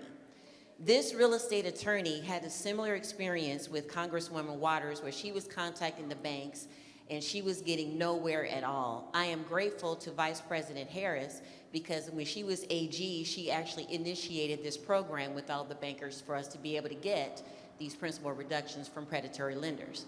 Having said that, this lawyer can't help either. I've contacted the CFPB. I have spent 4 years trying to resolve the situation. This was from IndyMac Bank, talking about consistent acquisition until there's only like one bank in the world, as far as I could tell, but that one bank cannot figure out what happened. How do we resolve this problem? I say this to say I'm here, I thought for a selfish reason. But when I contacted this real estate attorney, what she found was that this is a consistent, growing, phenomenal problem of everybody in our community that tried to get a loan modification. So my question is, where do I go? Where can I go back to my community, to my block club, to my neighboring block clubs, and tell them, here is where you can go and get help? And I don't mean conversation, I mean action. Where do I go to get action for myself? And I'm happy to be the leader to share this information with my communities so that they can actually sleep, they don't have to worry, they can go ahead and feel confident about getting loans for their children or going off to college because they don't have this looming issue that's coming up sooner than later. Thank you. Okay, all right. Who on the panel knows loan modifications? I want to hear from you because I know loan modifications. Now, what I want to know from any of you is whether or not your loan modifications are done by your bank personnel or whether or not you have an outside company that you contract with that provide loan modification services. Do you know? I don't know, but we can certainly get you that information and follow up. All right, well, let me expand on this just a little bit. Back when basically we had the huge problem when this country was about to fail based on the banks that had, Lehman Brothers, I think, started it, when we woke up one morning and they basically were out of business. And it triggered the kind of reaction that the other banks were all impacted by this. And we were about to have not just a meltdown of one bank, but a meltdown of all the banks in the country. And so when we did Dodd-Frank, we really did take a look at, I believe at the time, at loan modifications. Anyhow, when I discovered that many of the banks did not do their own loan modifications, that they had outside companies doing them, I learned how to do loan modifications. And what I discovered was that they had cookie cutter kind of companies that would simply say, you know, who are you? You're 3 months behind. We've sent you notices. You have not responded, that we're going to have to foreclose. Instead of working out, whom are you? What happened? Were you laid off? Do you think that you can make up the 2 months that you were not able to pay if somehow we are able to make an arrangement with you? Or what about at the end of the loan where you can take the extra money that you have not been able to pay and you can attach it later on, or you can spread it out? There were so many things you can do with loan modification. Now, again, we don't expect you all to know every aspect of the bank. Like I said, Wells Fargo is huge, and these banks are huge, except we were not taken care of with loan modifications, and we lost our properties. We lost properties all throughout, not only our community, but throughout the country, because those people who were contracted with to do loan modifications never really got them done. And so there's still legislation we're trying to put together to see what we can do about the servicing of loans where they need loan modifications. Now, if you know something about loan modifications, you can share it, but I'm not tasking you with that at this point. Well, at City National Bank, we certainly stand behind the loans we originate and the loans that we service. And as far as your individual situation and your group that you represent, I'd be happy to have the conversation and share my insight into the process and how the industry has approached loan modifications. So happy to help any way we can. It's always more difficult if I'm trying to support a loan that we didn't originate or we aren't servicing, but always happy to share the knowledge to help you. Well, and let me just say this, and this you can take back. If, in fact, your bank ends up with the portfolio of another bank based on a merger, based on anything, don't just accept the paper that you get. You got to look at that paper and see whether or not this was a bad loan. And so don't defend the bad loan from another bank that you acquired. You take that bad loan, and in your negotiations, I think Chopra may understand this better than anybody else. If you, have a bad loan, as one of the banks I recall had a long time ago, and I think Wells Fargo bought up all of their stuff, got their stuff. You can, in the negotiations, talk about whether or not you're going to take bad loans, whether or not you're still going to be responsible for bad loans, but you're not going to just take them and then defend them because they came within the bunch that you bought. So that's another lesson that really needs to be learned about these bad loans that you may acquire in a bundle that you did not spend time to understand what they were. You can take that information back. On the loan modification that you talked about, is that already, the repossession already been done or what? No, we were, like I said, when Ms. Kamala Harris, VP Harris was AG, we were able to get a principal reduction done on the home, so we were able to keep it. And it was just something that happened in 2005, and like I said, it just showed up like about 4 or 5 years ago, where they're asking for some second with IndyMac Bank, who was dissolved and absolved by the FDIC, and the FDIC says, well, we recognize that they're no longer in business, but it's like you said, there's just been so many bulk buys, there's no one accountable for who actually purchased it. And even when we spoke with the servicer, they said, we don't even have any information, any documentation to prove that we originally had this loan from whoever we're servicing. I mean, it's just redonkulous.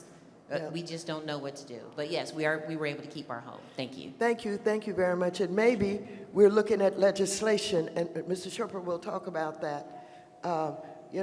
We have to think of all kind of creative legislation. Do I have to try and legislate after someone has been with a bank for so many years that you got to give them a banker to deal with? I don't know. Maybe I have to try, But we got to try to close these gaps. Okay, let's take some more questions.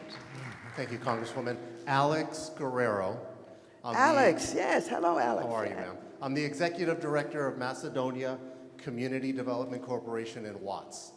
We provide services to small business. Among those services are loans between $500 and $50,000 to those that have been declined by banks. And I tell you, almost everybody is declined by a bank. And by the time we underwrite it, we can't figure out why it's being declined. But nonetheless, that is our service. Here's the question. There are new CRA rules. 1, have you read them? 2, do you understand them? 3, how are you implementing them? Thank you. Okay, Alex Guerrero, I want to just say that so everybody can understand. I'm trying to create transparency on all of the CDFIs that are lending. A lot of people don't know that we have these CDFIs. This is a CDFI with, I know the church well. Macedonia Baptist Church. And we were able to get them $1 million recently to add to, their loan portfolio in order to see, we created these CDFIs because we couldn't get their business loans from the banks. And so we have these CDFIs, and I've worked with Warner. I've come up with $12.5 billion. It is getting spread out. We got $1 million, and he was laughing because he said, when he found out I got $4 million for Grant Church, he said, "Oh, why didn't I ask for more?" I said, "Yeah, why didn't you ask for more?" But we're doing everything that we can to get money through the CDFIs because we haven't broken through with the banks on small business yet. But this is going to be at the top of our agenda for 2024. Thank you very much. Okay, next question. Hello, hello. Hey, Maxine, how you doing? Thanks for having it. How you doing? Yeah, haven't seen her in years. I was out of town building a solar energy plant. Now I'm back. So, my name is Daryl Crutchfield. My nonprofit organization is called Saving All Kids.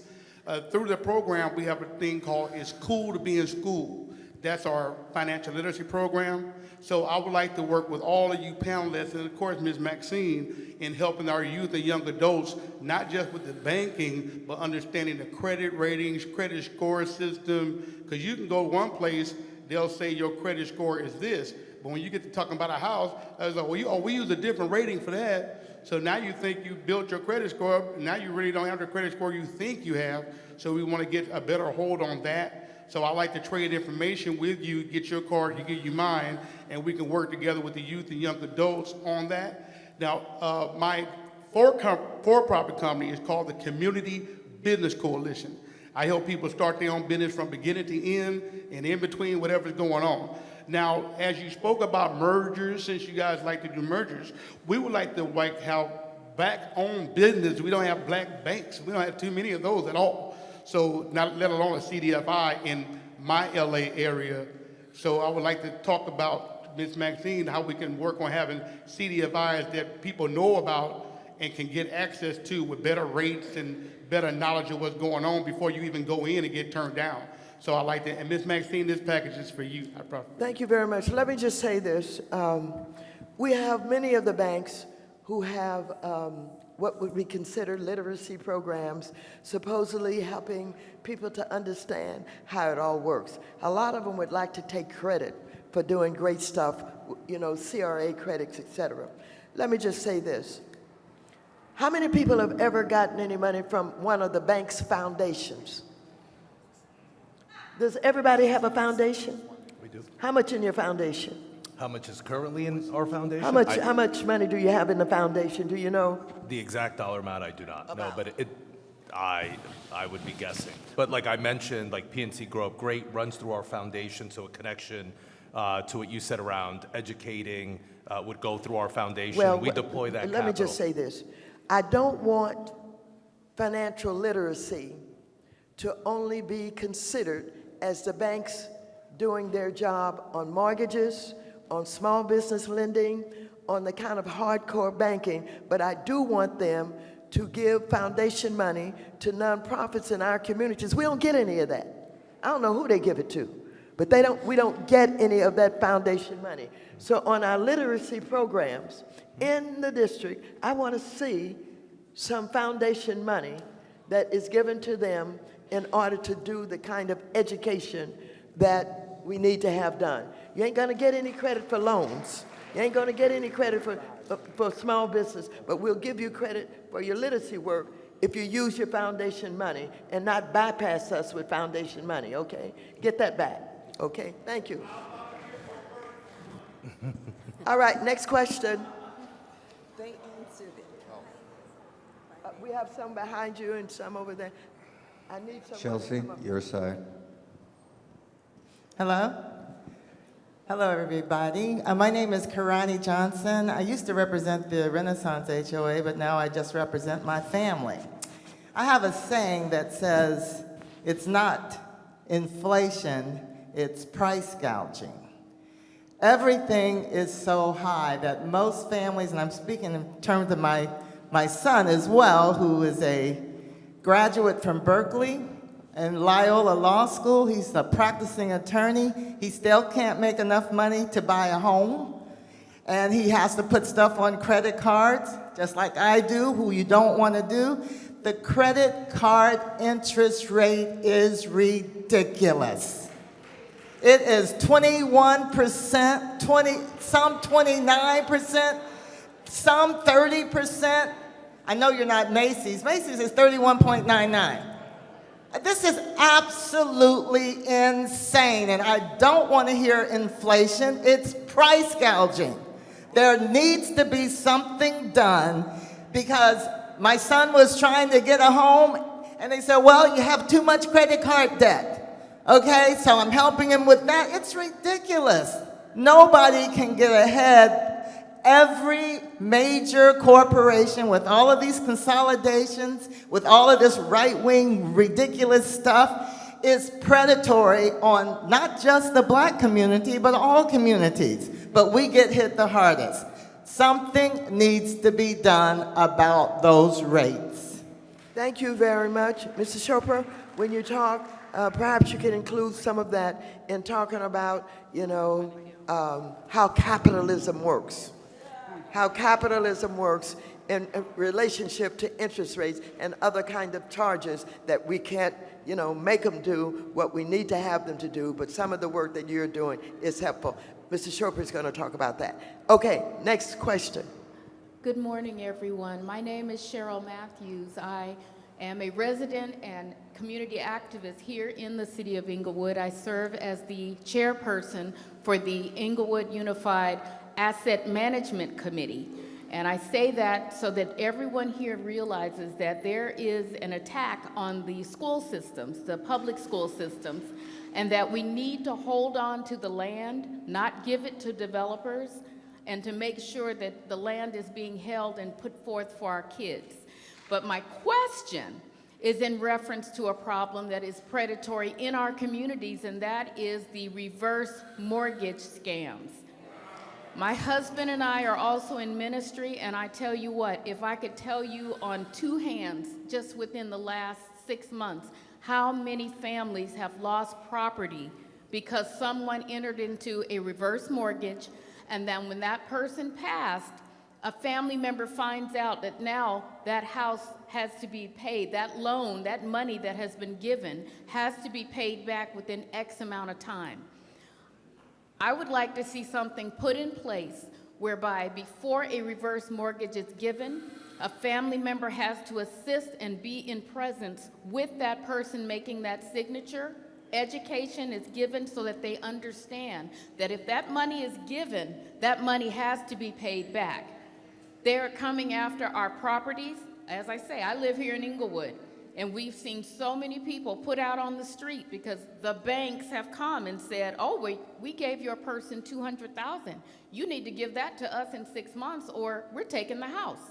And that's what's happening. It's a predatory situation. It's happening in the black and brown communities predominantly, and we need protection. Thank you. Thank you. That's a real problem. And I do believe if we take back the house, that we're going to be able to do something about reverse mortgages. I've learned an awful lot about them. Chopra knows everything about them.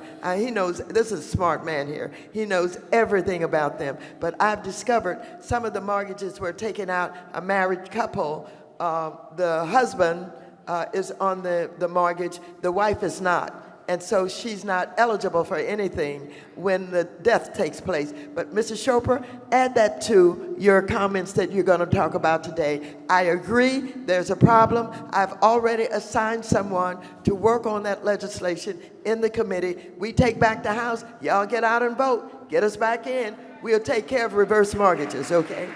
All right.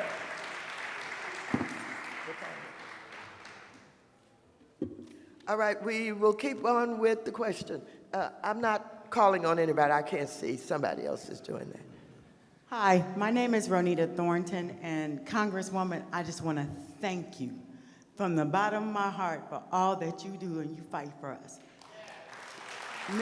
Ms. Canny, my question is for you, because I heard you answer, I thank all of you guys for taking your time out, and I heard you answer Congresswoman, you addressed her her question about why the banks are closing in our communities. I heard you say it's because mobile banking. Well, I go to the bank in Ladera Center, and every time I go, there's a long line. So it can't be from mobile banking. And that particular branch not only serves the LA, it serves Inglewood too. So you guys are closing down that one, but keeping the Culver City one open. Now, when I go to the Culver City bank a lot, it's never a line. So I would like for you to take back and go back to your people and reevaluate that, because we need that bank there. Can you Thank repeat you, the bank thank again? you. Which one? Thank you I didn't hear very the much. bank. Which was the location again? It's the Ladera Center. Thank you. Right off Centinela and La Cienega. I see these lines outside the bank a lot. There's one at Vermont and Manchester where there's always a long line. So you're absolutely right. And as I told her, we like dealing directly with our banks. And so we're not consumed with the digital banking that's going on. So remember that culturally. Like I said, it's not only banks, it's post offices, even voting. You know, we have people who will not fill out a mail ballot. They go and drop polling at that polling place. And that's just how it is. Okay, next. Congresswoman, first off, thank you. I appreciate this big time. My name is Billion Godson with the Africa Town Coalition. And while we know a lot of these problems are general banking issues, what we haven't talked about is the culture of anti-blackness and exploitation. Wells Fargo and PNC, your predecessor banks, made money off our ancestors' enslavement. And since that time, we've seen a number of these programs come, particularly luring in black women, and after you get found, you know, you get a small fine and you continue, then you come a few years later with a new program. The 70s, this happened. The 2000s led to the 2008 housing crisis. In 2020, in response to George Floyd, several of your banks said you were putting billions of dollars in our community. Last summer, we found Bank of America has 96,000+ homes in foreclosure. Wells Fargo has 84,000+ homes in foreclosure. Chase Bank has 54,000 homes in foreclosure. In addition to these banking issues, Wells Fargo and PNC, you have invested in private prisons. In addition to those relationships you have built with politicians who have criminalized our people to fill your prisons and to work as modern-day slaves. So the thing is, where we can go person to person and address these different issues, the biggest issue is, when are you going to address the culture of anti-blackness in your institutions? When are you going to repair the damage that's already been done? If I was to go rob somebody and I came back trying to rob them again, that wouldn't be allowed. I would have to pay for the damage I've already done. That's what y'all have failed to do. When are you going to pay us reparations? Wow, good little history lesson. Good little history lesson. Okay, let's keep going. One of the things what Mr. Chopra left. Good morning. My name is Miss. Go ahead. My name is Miss Allen. I'm an LA Unified School District preschool teacher. The purpose of this question is the lower income housing that you're going to give us. This is to PNC. They said that we're going to service low income families, but I need to know what neighborhood is you consider the low income housing that you're going to put these people, that you're going to put low income families in. What city? What zip codes? Yeah, You know? well, one, appreciate the question. And so our commitment is broadly coast to coast, and some of it we reference the Community Reinvestment Act, which often defines what is a low to moderate income community. And so know that that impact is in multiple zip codes and area codes. And well, I will tell you, as it pertains to you, we have our local team here. So our local mortgage loan officer that will exactly tell you, depending on where you live, the benefits that you qualify for, help with your down payment. So know that for any individual, seek out our team afterwards, and we'll get into those one-on-one conversations. Okay, so if I'm in 90301, y'all gonna help the people in that neighborhood? Well, we will definitely find out, and I would love to help our community there. Okay, let me say this, because we're going to have to wrap up the questions. We're going to bring Mr. Chopra on, and you really need to hear from them. But one of the things we have to be concerned about, we have homes that scattered throughout our community that have been boarded up, closed down, nobody knows what's happening to them. The banks do not like homes that are low cost. Like, you know, if you found a place that was like $100,000 or $150,000, I don't know if you can find it, but it needs work. If they would lend us money on those homes and we could put in a little work on them and fix them up, then the equity would grow in those homes. And we would have money by which we can start a business, send our kids to colleges, et cetera. They don't like these low-cost homes. It's not just them, all of the banks. When I checked out what was going on in Ferguson, Missouri, after, you know, all that happened there, we discovered that there were people who could afford a mortgage, but they could not get a mortgage from the banks, and so what I call the suede shoe boys came in, and they bought up a lot of those properties because they could get the loans, and then they rented them back to the people and charged more money. So one of the things I'm trying to work on is getting the banks to give loans on low-cost mortgages, homes that are like under even the market rate now, but they need a lot of work. They go into them, and we could do the work, but we got to pick them up because others come into our community. It's happened right in Vermont Knolls, where I am, and they've taken some boarded up houses and they've fixed them up, and they look pretty good, but they come from far and wide in order to get into these houses, and it's great because we're right there where all the transportation corridors are, and it's a good place to live. So we got to deal with them on that. Okay, we're going to take one more, and then we got to get Mr. Chopra up. Just one more. I'm sorry. That's it. So much. Chopra came a long way from Washington for this, so I got to get him. Okay, this lady's on the front line. Get her. Thank you so much, Maxine Waters. My name is Lotus Lane. I represent the Free Speech Coalition, who I'm sure you have heard of because they've met with your office in DC. But basically, I'm here to ask on behalf of sex workers, who is a very highly stigmatized group, what are the banks doing to prevent their legal businesses from being shut down due to the stigma of the nature of their business?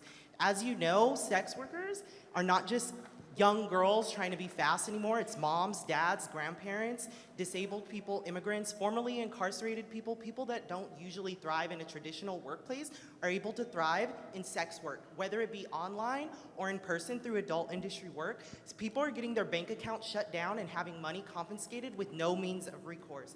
And in this past year, 2/3 of sex workers have been debanked and that actually leads to vulnerability to trafficking, which is something I can assure you we all want to prevent. All right. Anybody like to respond? So what are you doing? Yeah, I would just say I'm not the expert on that, but I have people here in the audience. We can take down the information and certainly get back to you on that. I would love that because there are a number of people that, especially in this economy of inflation, that have started to pick up online sex work as a means to supplement their income. So it's not just someone that does this only individually. It could be people that work at the post office. It could be people that work at the grocery store. So other constituents are also picking up sex work on the side. So this is affecting a lot more people than I'm sure you are all aware of. Staff, would you make sure that they get together so that they can get this response? I'm sorry, I'm going to introduce Director Chopra. Now, don't forget that we do have representatives in rooms that our staff can show you where they are, where you can get some of your answers. Mr. Chopra has come a long way from Washington. He was just before my committee a couple of days ago, and he is a brilliant, committed public servant. The Republicans hate him. They have tried to destroy the consumer finance. Thank you so very much. Please remain with us if you can, or have your people remain with us if they can. All right, staff, would you direct them to where they may want to stay here, at least tell people where their staffs are.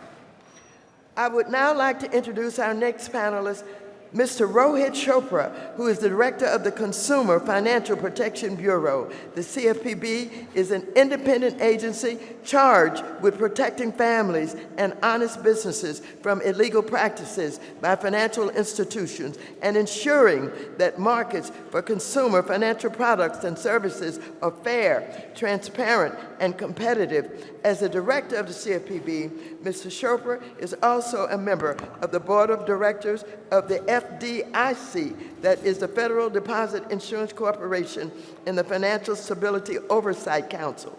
Previously, Director Chopra was the CFPB's first student loan ombudsman, fighting to protect student loan borrowers. He was also previously a commissioner at the Federal Trade Commission. Director Chopra, I want to thank you for being here with my constituents to discuss the excellent work that the CFPB has done under your leadership to protect our nation's consumers.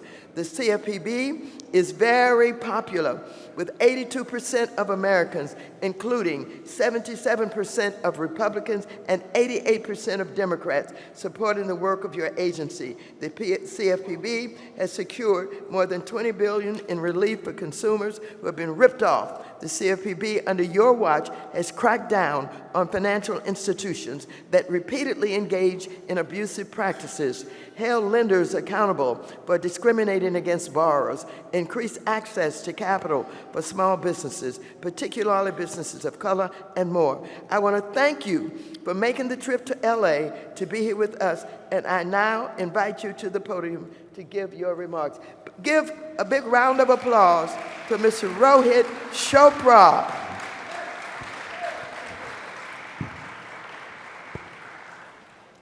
So, Congresswoman, I'm going to not do too many remarks because I think we got to do more questions. People really have things to say. But let me just start by picking up on something a couple of you said. I'm sorry, ma'am. I think she's a block captain. I didn't hear your name. I apologize. Miranda. Miranda mentioned a bank called IndyMac. IndyMac was notorious for targeting people with loans, in some ways setting them up to fail.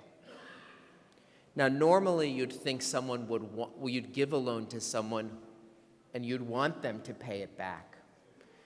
But the issue was they were then selling it, securitizing it, doing all sorts of things with Wall Street.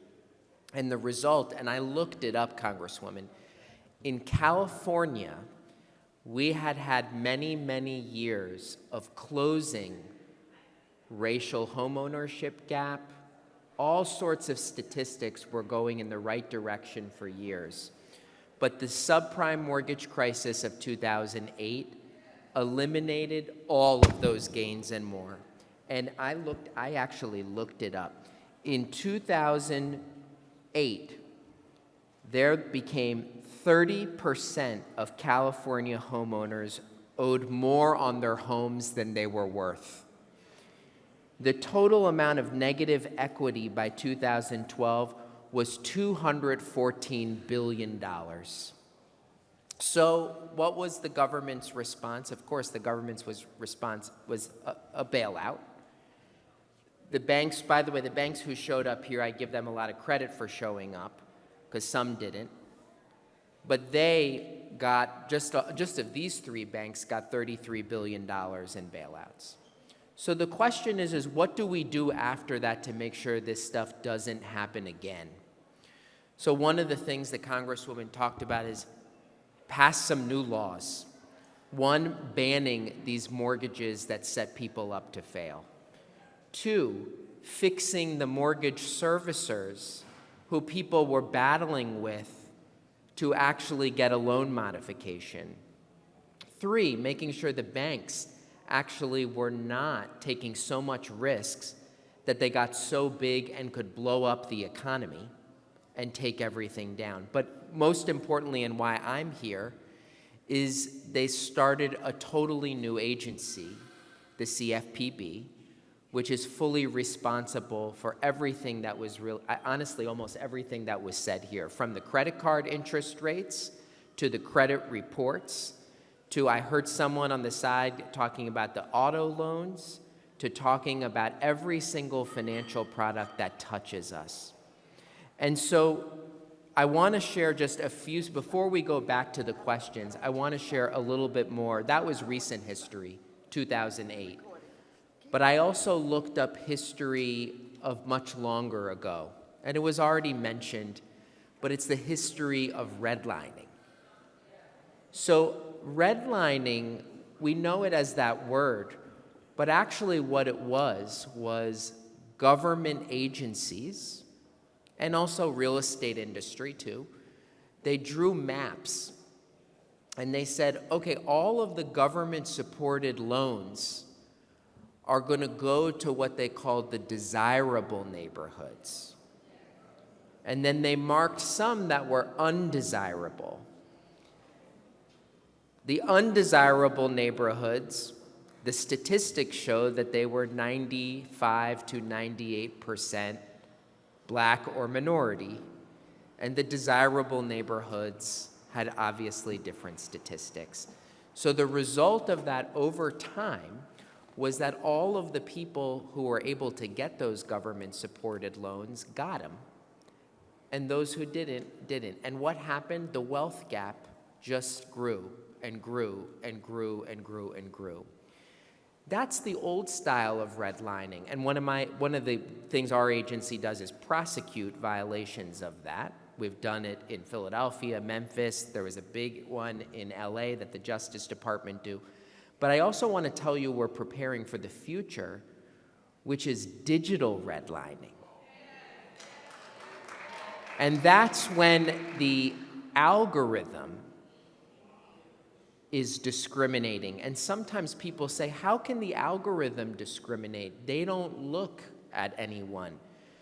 But you know, they're using the data that reflects the biases of our society. So we had someone, and I also apologize, I didn't write down the name, that talked about appraisal bias. I apologize, I didn't catch your name. Anna. That's old school bias in some ways when you look at the person's mantle and see the pictures. But now they have algorithms compute the value of the home. And guess what? Even those can be biased. And that's why, Congresswoman, the CFPB is doing a rulemaking on algorithmic appraisal bias, too. Could you give a little bit more in depth about algorithms, what they are and how they work? I'm on it. Okay. So I raised the digital redlining because on the panel there was saying more people want to bank online. And it is true, you all are probably carrying phones on you that are tracking you everywhere you go. They know that we're actually in the same room together, and also combine it with your browsing history and your contact list, and also much, much more. So now there's all this data being used about us. I think many of you probably on your phone might put in your card. You can tap your phone sometimes. It's all being collected and put in these very complex computational formulas that are making predictions about us all the time. So we have a lot of problems of the past, but Congresswoman, they have to also look at the problems of the future. Because if you don't act now to stop them, history will repeat itself. So those are just some of the things that I think about a lot. And I think in California, you know, you have seen the changes over time. I talked with some of you before about just the area around here dramatically changing. Someone talked about consolidation. There has been, we have the largest banks are a huge percentage of the overall market share, but also it's landowners too. You see more and more investment funds buying up homes. You see when someone is trying to buy a first-time home, they're not just bidding against other people. They're bidding against sophisticated cash buyers who are then converting it, into an investment stream. So we got to think about all the ways in which people are able to fairly compete, that their data is not going to be used against them. And I think it was from someone from the WLCAC mentioned Mr. Watkins. There's also new ways that people are cheating the public. And a big area, I think, is the creep of junk fees in our society. Every place you go, there is new ways that I can't even understand them sometimes, and what they call them, a convenience fee that is not convenient for anyone. So one of the things we have done is we have prosecuted a number of financial institutions for illegal junk fees. We fined hundreds of millions of dollars, Bank of America, Wells Fargo, Regions Bank, for a surprise overdraft scam. So they would take your payments and sometimes rework them so that you weren't charged one overdraft but four.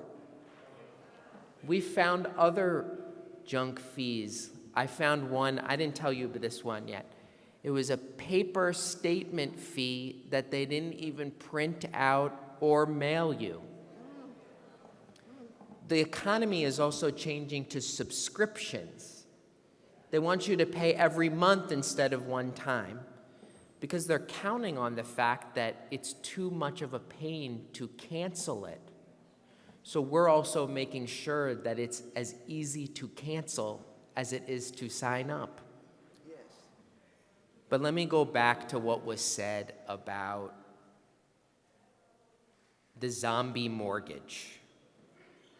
We heard from someone here who said they got a loan modification. And let me explain it. These old predatory loans often were called piggybacks. They had a first mortgage and a second mortgage. And people got loan modifications, and the California program was actually very successful in this. And you got a new mortgage, basically. And the second mortgage was gone. But now people, I think, have started selling that through the system, and we call these zombie mortgages. They're coming up and popping up and often suing people in order to take the equity that they have built. And I'm sorry, you mentioned that you contacted the CFPB. I will make sure we look further into this, but we're hearing from people all over the country, and it's hard to track it because it's companies we've often never heard of that are suing people. And it goes back to something that is also a priority for us, which is relationship banking. When you can buy and sell and flip loans and no one even knows who to go to, sometimes you're sued by someone that you never did business with. And all of a sudden, relationship banking has turned into algorithmic banking. You are not a person, you're just a data field in many of these places. And now you're not talking with a human, you're talking with a chatbot. And the chatbot isn't a person, it's artificial intelligence. And I think this system, Congresswoman, is not going to work when you do not have the ability to actually go to someone to get help. So we are taking steps to fix that. There were so many other things I wanted to address, but actually let me quickly tell you about how I met Congresswoman Waters. It was about 10 or 11 years ago, and I was working on an investigation against a large for-profit school chain called Corinthian. Corinthian had signed people up for tens of thousands of dollars of student loans, only to really cheat them and leave them way worse off than before. And we sued them. We won. And I'm really happy that over time, the borrowers in the Los Angeles area got their loans canceled. And I want to thank you for all you did to do that. So let me just quickly say, my agency, you don't need to remember the initials, Consumer Financial Protection Bureau.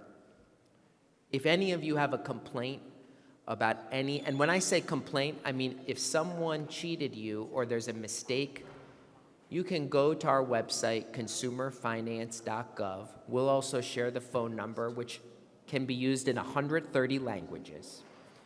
And you can file a case with us, and it doesn't go into some dumpster bin. We require the bank or financial company to reply. And we have already gotten, I think, millions and millions of dollars each year in refunds, credit reports fixed, and in many cases, people have been able to save their home from it. So I hope all of you who are dealing with individual issues will file a case with us. Let me just say one other thing before we move on to questions, which is, I hope that everybody thinks about banking is actually special. These are not normal for-profit companies. They are really responsible under federal law to serve the community. That's why we give them subsidies in terms of federal deposit insurance. They get special access to the Federal Reserve plans, borrowing plans. So we need the community groups here to constantly be sharing with the regulators and with the Congresswoman about how financial institutions are serving or not serving you. We really need that. So, Congresswoman, thank you again for inviting me. Without you, we would not have our agency. But I hope it's okay that we take a couple more questions from everybody. Thank you. Let's give Rohit Chopra a big round of applause. I want to tell you, while we are, getting organized for the questions, this man takes a lot of heat. The Republicans hate him. That's not true. Yes, for the most part. And I want you to know that they've tried everything they could to kill the CFPB. He's so smart. He's so knowledgeable. He's so fearless until he works it and they can't get him, and we help them not to be able to get him. So you are absolutely blessed to have him as a public service. I appreciate him so very much. I understand everything that he's going through. When he comes before the committee, he's brilliant. And while they would like to go after him and undermine him, they can't get it done because he knows more than they know. Give him another round of applause. He's good. He's very good at what he does. Okay, he wants to take a few more questions. Where do we start? Right here. Hi, my name is Veronica Taylor. Speak up. I'm a veteran's wife. He served in the Army. And I'm trying to purchase a home through the VA loan, but the interest rates is so expensive. And I'm trying to find the lowest interest rates to purchase a home next year, 2024. And also I'm trying to start a nonprofit organization for women and kids that was placed in homes that don't have furniture, and we're trying to get a nonprofit organization to people to help furnish people homes when they don't have anything. So I'm trying to find out how to go by doing that. Can I ask, has your husband or you gotten a VA loan before? No, I tried to get one in Georgia. They gave me the eligibility, but I was supposed to purchase a home in 2017, but unfortunately I didn't. I wished I had of, now that the interest rates is so high. But my husband is deceased. He's no longer with us, but it's like I'm just trying to purchase a home before I get too old. Yeah. Well, I'm very sorry you lost him, but it's so important that we have a lot of people of all ages, including in this community here, who have really served. And you are eligible, based on my understanding of your story, for continued VA qualification. And you're right, the rates are higher. They're so much higher that our data shows that mortgages are down about 47%, I think, because of the higher rates. We have some resources for you about how to navigate some of those issues, and we can share our website with it, but I think, though, the rate environment, VA loans, there's some better features for you, but you can't always get a super low rate for it. So I'm not just going to tell you there's some quick answer. Sometimes I feel I have to be honest of it may not be so easy, but I think you have to keep persisting in it. Thank you. Next. My name is Dr. Leroy Matthews, One Lord Ministries. I'm a resident of Inglewood. And my wife addressed amen, Auntie Maxie. My wife addressed the reverse mortgage. Ah, yes. And they've tried to glamorize it with celebrities, and they make people think it's a good thing until that person is gone. Can we really try to get at that some kind of way? Let me just make sure everyone knows. This reverse mortgage, people don't even know what that means. The technical term, home equity conversion. So they are taking your home equity and converting it, and rather than your mortgage going down in balance, it's going up. And the purpose of it, when it's used right, is to help someone, often who's an older homeowner, be able to stay in their home for the rest of their life. But often that's the only generational asset. And so I appreciated the suggestion about making sure that those people aren't being targeted for a scam, just like the posters on the telephone poles, cash for homes. We've all seen all of it. So we will keep working on it, but I want to share the more big picture, because someone else mentioned about a grandparent being, unfortunately, we have people, elder fraud is a big issue. Because many older people are widowed, isolated, and so people see that, and they can even look up their home value and target them. But the sadder part is often when it happens from their own family. So we are working on so many things to tackle this. One of the things we're doing is we're trying to get more reporting by the banks of suspicious activity. So for example, they're required to report suspicious activity when it comes to money laundering, terrorism finance, but they should also be doing it for elder fraud, because we will need to prosecute those people. So we're also, I want to just warn everyone, a lot of older people too are being pushed hard to use new technology. And sometimes they're using apps and other things that they may not be as comfortable with. And the results sometimes can lead to huge scams. So I don't have an immediate solution other than I hope that, even those in religious communities, community groups, I hope that we take this as a point of we have to watch out too for our neighbors. And sometimes ask them, be able to tell them if anyone unfamiliar is asking you to hand over your password, your bank account info, to get you to sign something you don't understand, please come to you.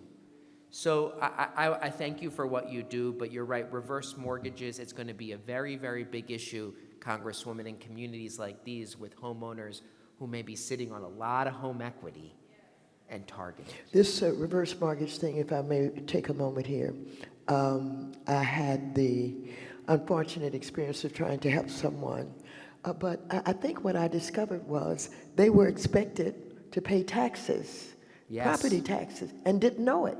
And then that can accelerate problems with the foreclosure. That's right. We're going to work on it with you. This is very serious. Okay, next question, please. Hello. My name is Cliff McLean. Oh, my goodness. Maxine, you know I'm so proud of you. I almost didn't get up because my problem is a personal problem. What I've been hearing is something that affects us all. I don't know, maybe mine might too. I'm talking about the algorithms. Yeah. I wonder, my daughter said to me one day, Daddy, you know, on the phone, they treated me a different way, but when I came in person, it was altogether different. So my credit score has been in the 800s. It has gone down. Never missed a payment, always on time. Haven't overused my credit. I have at least $100,000 in credit card credit that I haven't used, but it's gone down. So I don't know if those algorithms have affected me in some way. How low did it go? Did it go down a lot? Yes. Okay.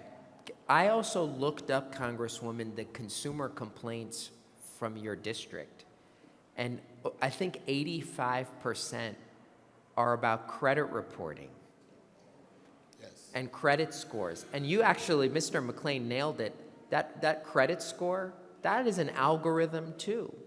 It's computing a social score about you and making determinations based on people ask themselves, am I in a game that I have to do all sorts of things I don't even understand in order for this number to be right?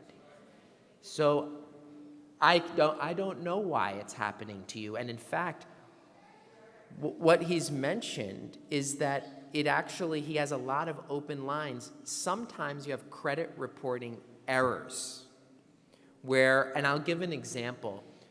For any of you who have a common last name, people with common last names often are falsely matched with someone. And then you have to prove that's not me. Or a big emerging issue is a medical bill.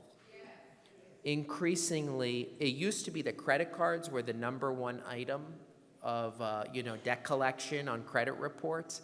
It's now been eclipsed by medical bills. And medical debt is now, sometimes you have unscrupulous debt collectors.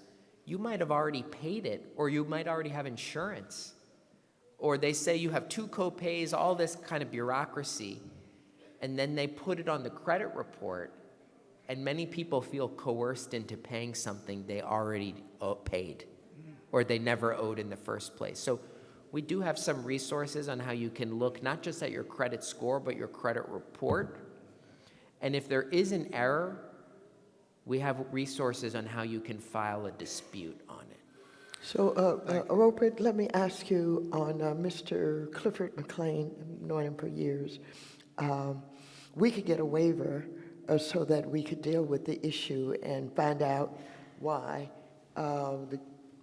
his credit score has decreased when there's no reason for it. So we can work with him, we get the waiver so that we can, represent him, and we'll do it. Okay? Thank you, Max. Thank you. Thank you. Ms. Water. Hi. Somebody over here? Yes, I'm right here. Okay, somebody on this side. Oh, you got, Yeah, okay. Chelsea's right She's there. got Yeah. it. It smells so bright, yeah. Hi, Ms. Water. My name is Mario Sanchez. I just want to say thank you for the PP loans that you guys enabled over there. Was able to help some of the pops and moms businesses in this area. Some of our friends lost their jobs and also all their life savings due to that pandemic. They were not able to recover because of the use of technology. Everything was now through technology, from paying the water, the electricity, and nobody's answering the phones. So a lot of the older business owners are not able to do all the things online. Why? Technology use. We understand that that's where the government sometimes wants to go, but it's difficult for the persons if they don't have nobody to support them. so it's difficult. So if we could provide some places in our areas that they could provide those older to be able to pay those bills, I think that will be a great essence, just like in the shopping malls or the markets, that they can pay their bills. I've seen the lines are huge sometimes. That is one of the things. Second of all, I want to thank you, and you guys can look into the way that the banks do that, because like we have 2 businesses, and the one in Orange County, we easily got the PP loan through the government, but Wells Fargo didn't want to help us, and we going through the same issue. The first PP loan, we never got it in Orange County nor LA. And we still not able to get any support to our business right here in LA. We went through the South Bay Business Bureau, also the Hispanic Chamber. Nothing has been done because nobody answers phones or emails sometimes. We are workforce for the new young people to be able to help our older folks as well as the young people to develop businesses, and they're not able to get no guidance on those things. We have plenty of places, but they're not like, again, one-on-one persons like we be discussing. Everything is digitally, and sometimes people don't want to do digital. They just want to get one-on-one. We have lost the humane part, the ethical part to take care of business by one-on-one person. And I think we have to go back into those things. Thank you for taking the time to come over here to Inglewood. We always welcome you. Not only for this area, for all the areas in our area, representing the brown, the blacks, and every other type thing here. We're all united. Nobody believed that Inglewood is where it is right now 20 years ago, but look at us right now.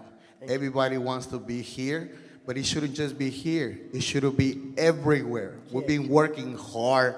Our dad, our mom has been working for decades to do this, and now a new generation want to help you guys too, to enjoy.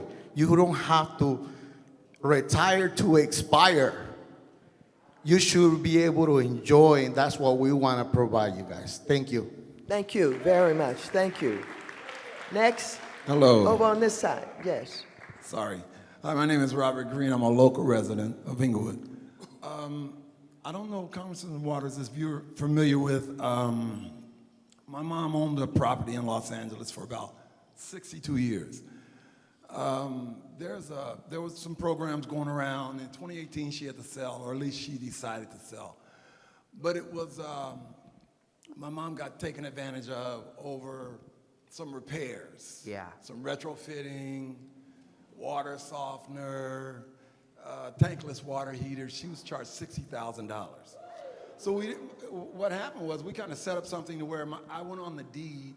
My mom basically had a small mortgage because she had owned this home for so long. So anyhow, she decided, I had no idea, we had no idea until we really got into escrow for her to actually sell her property, that this $60,000 was there. So I actually asked the actual escrow officer, what is this? Because I was actually on the deed, so my mom couldn't basically sell unless I signed. So I was on the deed merely for that purpose. Nobody could come and kind of railroad into an unscrupulous deal. But to make a long story short, I think it was the Green program. It was quite a few programs that were going on, and it was about fixing homes. He's and how talking about PACE. PACE program, that's what it was. So I went through all kinds of processes. I hired an attorney, everything to try to get this money back. Well, because we sold the property, I still felt that we had an opportunity because I never knew nothing of it. And basically, my mom basically did, I think she did it on an iPad. They actually came out, a subcontractor came out. It was a hoax. And it's still going on. I mean, what are you guys doing about that? Because I know that there's a lot of equity in a lot of homes. You know, people who've owned their homes for a lot of years. And have you guys corrected that? Have you guys fixed that? Because we were never able to recover that money. And that wasn't that long ago. That was 2018. May I? Yes, please. We're going to ask Mr. Chopra to take that. The CFPB, we have proposed a new rule cracking down on these PACE scams. So PACE, so you know, I think it stands for Property Assessed Clean Energy. So what they do is, people used to think of it if you're installing a solar panel. Oh, you'll save some money. And instead of having a loan, we're going to put it in the property assessment. That's right. So then when you sell it, it gets discovered. And when you sell the home, that equity then goes to that person. We are putting in some new protections on it, including making it more rigorous to assess the ability to pay, is it a legitimate entity, and more. And I'll tell you, it's happening a lot in California, Florida, other places that, you know, have nicer weather. And and again, it's another place where they're targeting older homeowners. My mom had no idea that her house note was going to increase. Yes. Because the property taxes is only basically, like I say, paid annually, a couple of times a year. So she had no idea that her payment was going to go from $700 to $1,100. You know, because she didn't know that that's how they hook you. They say you don't have to pay anything. Yeah, you don't have to pay anything Right. now. Yeah. And by the way, we think that our analysis shows that that can tip people into foreclosure. Yeah, absolutely. And one tip I have, because I think also it was with the zombie mortgage too, you should ask, show me the original document. I do think sometimes they don't have it. And if they don't have it, they can't enforce it. And sometimes they sue you knowing you won't show up to court. But in court, I've seen it. People say, okay, well, show me the document. And they don't have it. So we're working on it, but I know it's hard to sometimes fix things that happened in the past. But please do file a complaint with us in case there's anything. I think they hit Inglewood maybe a few years ago, and I heard about something with someone who had this fake grass put on their yard, and somehow they ended up in this situation where the cost of As cooling. Yes. So they called it clean energy or something. Yes, yes, that's right. Okay, so you got that. You got a place that you can file complaints. The Consumer Financial Protection Bureau, they're very good. We created this with the Dodd-Frank Act because consumers had nowhere to go. Now you have somewhere to go. Pick up the telephone, call them, look at the website, get in touch with them, and we'll help you to get in touch with them. But we do have someone to work on these problems. And can I just share one Yes. thing? The reason why I'm pushing everyone to file, we've had several instances where we just see 9 or 10 that look so similar. We investigate it, and then it's like 50,000. And that's what she mentioned. Part of the reason we've been able to collect $20 billion in refunds for people is because those complaints then lead, it's like a tip for us on where to look. And people tell us what's happening at each bank, and then we follow up. And we have been able, just on overdraft fees, hundreds of millions of dollars You've in done a refunds. great job. Credit cards, billions of dollars. So that's why I think one message from this town hall that I know you always like to say is you have to raise your voices. That's right. Otherwise, it's not just about helping you, but also everyone else. That's right. That's right. Okay, thank you. We're not going to be able to take many more. One more, because we have another panel. But I want you to, let's get this question over on this side first. This will be our last one. Yeah, my name is Robert Lee Johnson. Congresswoman, you might remember Hal and Clara Espy. I'm their nephew. I just had one quick question, though. You know, I've noticed that you'll go to a bank in the community, and if you're not banking there, say you have a check that's written on that bank, they will actually charge you a fee to cash a check that's written on their bank. But then I go a few miles to Orange County, and I can go into that same bank with that same check, and I don't have to pay a fee. Please talk about that. Well, no, we're going to do something about it. We ain't just talk about it because I'm hearing things and learning things. I understand that some are charging fees when you call to get information about your account. They're charging you a fee. And all kinds of things are happening. One more that I wanted to just, put out there. We can't get into all of them. A woman had a bank account. She had a substantial amount of money in it, but she hadn't touched it for a year, and she hadn't intended to touch it. She wanted to stay there and try to get a little interest rates on it. They closed her account. Close out the account and say, you have to go to the state, to the loss, whatever that is, and see if you can find your money. Well, all kind of things are happening. We learn about them. But again, I depend a lot on the Consumer Financial Protection Bureau. You get that information to them. We can help you, and I try to turn stuff into legislation. And when we can get successful on legislation, it will be when we have the numbers. Right now, we're outnumbered in the House of Representatives. And we're getting closer. They had up to 5. I think now they're about 3, that more than we have, with Soros, who got kicked out of Congress on Friday.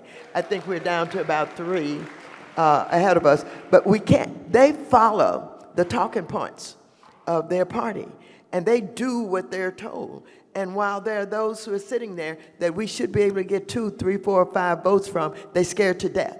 And so we're going to turn much of this into legislation when we're in charge. But meanwhile, the Consumer Financial Protection Bureau can do investigations. This is what they do, and they do fines. And I was generous today. I didn't talk about the fines that they have done on specific banks.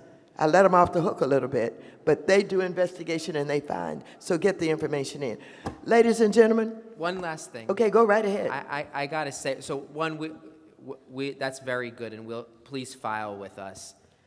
I just want to leave with 2 points, which is, one, we've got to not have a system that is a rinse-repeat cycle of law enforcement actions and fines against banks.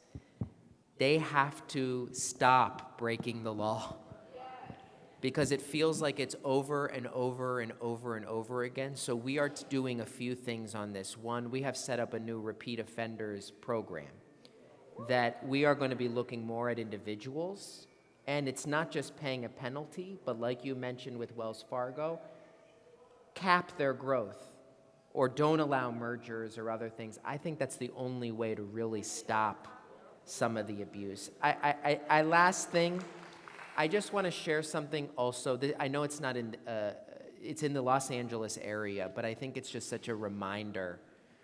Last month, we did an enforcement action against Citibank for a discrimination scheme against Armenian Americans. Oh, yeah.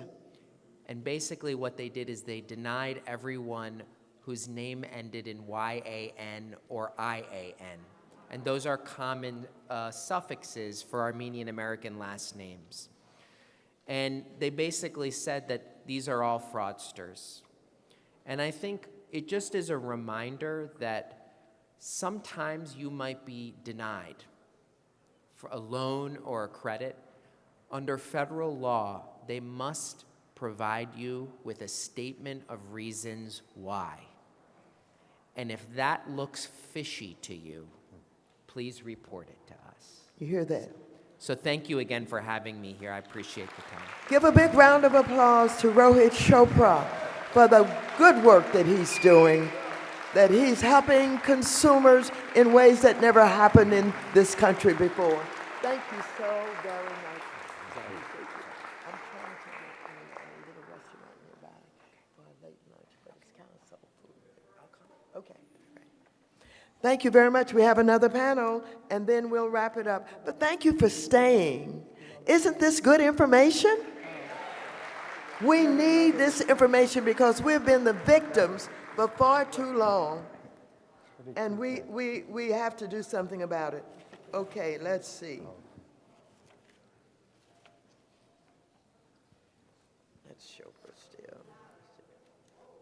Okay. All right, ladies and gentlemen, this is our third panel.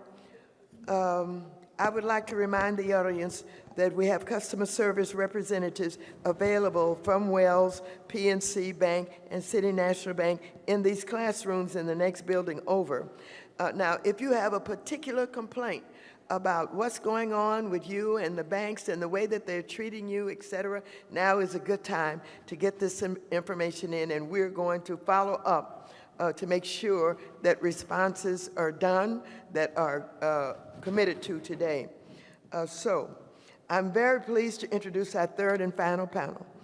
First, we have Mr. Avi Malik, who is the General Counsel at the Department of Financial Protection and Innovation, or DFPI. Mr. Malik served as Director of FinTech Policy for our committee during my time as chair and handled policy issues related to consumer protection, digital assets, FinTech, and artificial intelligence. Next, we have Everett Sands, who is the CEO of Lendistry, a minority-led community development financial institution. Mr. Sands has testified before my committee several times and has 20-plus years of experience in banking and currently uses his expertise to service underserved small business owners who need access to responsible capital. Next, we have Carolyn Staton-Patton, who is a manager of financial wealth building and community housing department at West Los Angeles Community Development Corporation.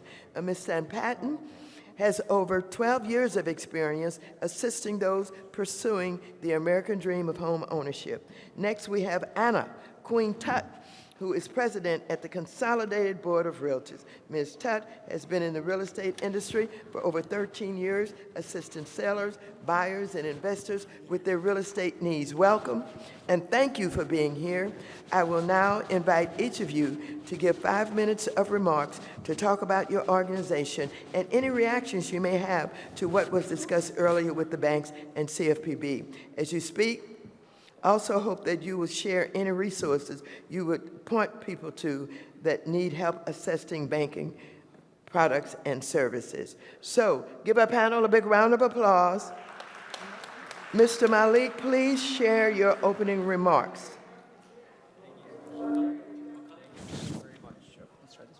Thank you so very much. So, good afternoon, everyone. I know it's been a long and lively morning into the afternoon, so we really appreciate you all staying. I'm really excited to learn from my fellow co-panelists and hear from you all. My name is Avi Malik. I'm the General Counsel of the California Department of Financial Protection and Innovation, or the DFPI. We're the state regulator that works on many of the items that Director Chopra mentioned at the federal level. We are the primary banking and financial services regulator in California. I am based in DFPI's San Francisco Bay Area office, but we serve the entire state. We have an office in Sacramento and 3 in Southern California, including 2 in Los Angeles. I also want to share that we've got colleagues here, including my colleague Jackie, who has told me that we've given away all of our goodie bags, but come and talk to us and we can share more resources with you all after our discussion is over. Let me tell you a little bit about the work we do at DFPI and my personal background working on consumer protection. I came to the DFPI in 2022 for my role as Director of FinTech Policy for the Financial Services Committee at the U.S. House of Representatives under Congresswoman Maxine Waters, as Ms. Waters noted.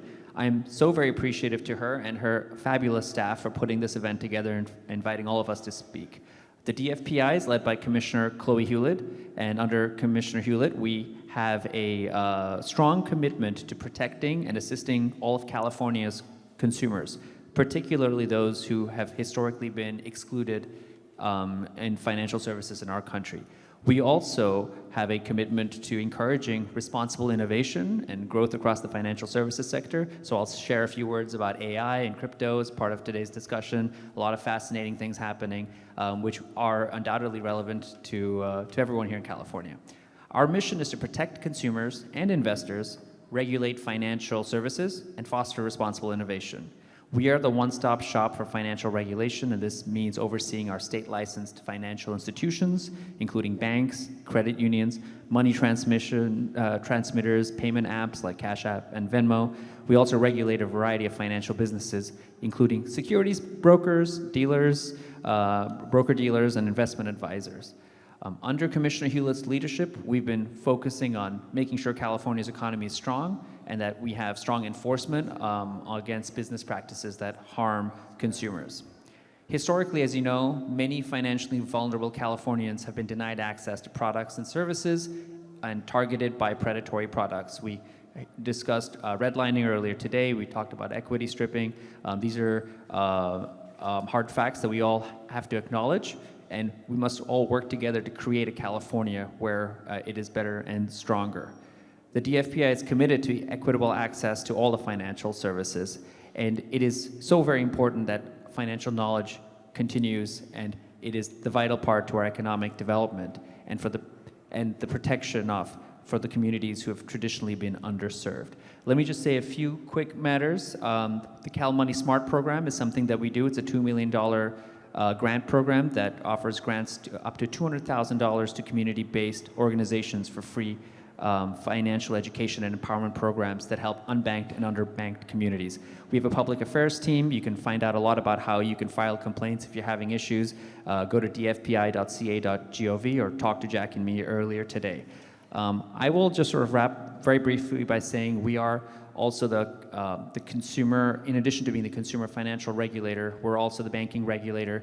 We have worked very strongly this year in making sure our financial system and our banks are working in a safe and sound manner. We acted after all the tumultuous events in March, including the closing of Silicon Valley Bank, and conducted a review of our financial institutions so that we could better identify how we could, moving forward, make sure that our banks and our credit unions and our financial system is strong. I'm here if you all want to connect on fintech activities. We are doing a lot of work on crypto. The governor signed 2 bills that creates a comprehensive regulatory framework for Californians and Californian companies.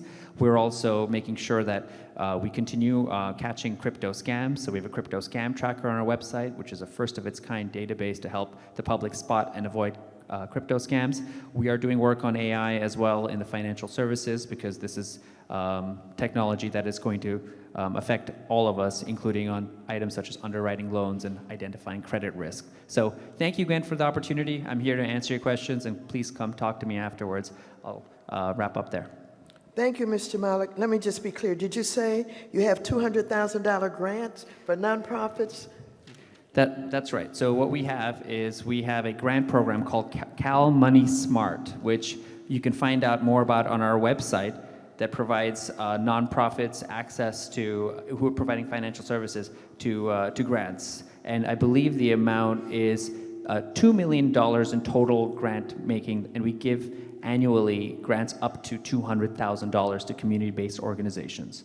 You heard that, nonprofits. So make sure that they have the website they should go to or what they can do to make an application for those funds in order to do the work that nonprofits do. And that's great. I didn't know about that one. That's some of that money we raised for Absolutely. you. Send people our way. Right. Thank you. It's dfpi.ca.gov. And the program's called Cal Money Smart. So if you get on our website, you'll see under our grants at dfpi.ca.gov more information about the Cal Money Smart program. Thank you, Mr. Malik. Mr. Sands, I will go to you next for your opening remarks. He's the one that we alluded to earlier with Linda Street. Mr. Sands. Thank you. Can you all hear me? Perfect. So first of all, thank you to Congresswoman Waters, also to the team, Chelsea, Glenn, and others for the opportunity to be here. I think first I just want to tell you what community development financial institutions are, and then I'll tell you a little bit about Linda Street. So in 1994, through the efforts of Congress and Treasury, they created financial institutions because they realized that banks couldn't go everywhere that America needed banks to go. And there are 1,300 community development financial institutions. You'll also hear from, obviously, Dr. stat and patent about community development corporations. But the one thing I want you to know about community development financial institutions is very similar to banks. While we serve underserved and undercapitalized communities, each one of us is different. And so when you're thinking about going to a CDFI, some might help with homeownership, some might help with auto loans, some might help with small businesses, some might do personal loans, some might even help you with utilities. I'll give you some examples. There's Vermont Slauson that helps with commercial lending and small loans. There's PCR, Pacific Coast Regional, which also helps with small business loans. There's PACE, which helps with utilities. You might have seen their signs on the metro buses that are going around. So when you go to a CDFI, make sure that you understand that they might be doing different types of loans. I am the CEO of Lendistry. We were started in 2015. We're based here in Los Angeles. We operate in 3 verticals. We help banks go where they can't go. So the 3 banks that you saw up here, we actually help each one of them distribute capital, some more than others. We help governments distribute capital, so cities and counties and states. We've helped the state of California deploy $5 billion as an example. We also help private institutions, so Fortune 500s and Fortune 5000s when they're interested in deploying capital. I share this with you because sometimes we're going to the banks when we should be coming to other institutions like ours. We are the gap. We are those who are in between. We're not for startups. We have other CDFIs to do that, but we're in between when you're a startup and when you're trying to be bankable. We're the largest Black deployer of capital in the US. We have 1.7 million customers. We have deployed $10 billion. I share this with you because when you come to us, I want to make sure that you're aware of the different things and different services that we had. The team here asks us to mention our programs. We don't have time for me to mention every single program I have, but what I will do is I'll tell you about 3 so you can get kind of an idea of what we do. The first one is LA County Rent Relief. You might not be aware, but there's something called the American Rescue Plan Act, which Congresswoman Waters and her team were successful in passing during the pandemic. I want to tell you 2 things about it. The first thing is that the money needs to be deployed by next year.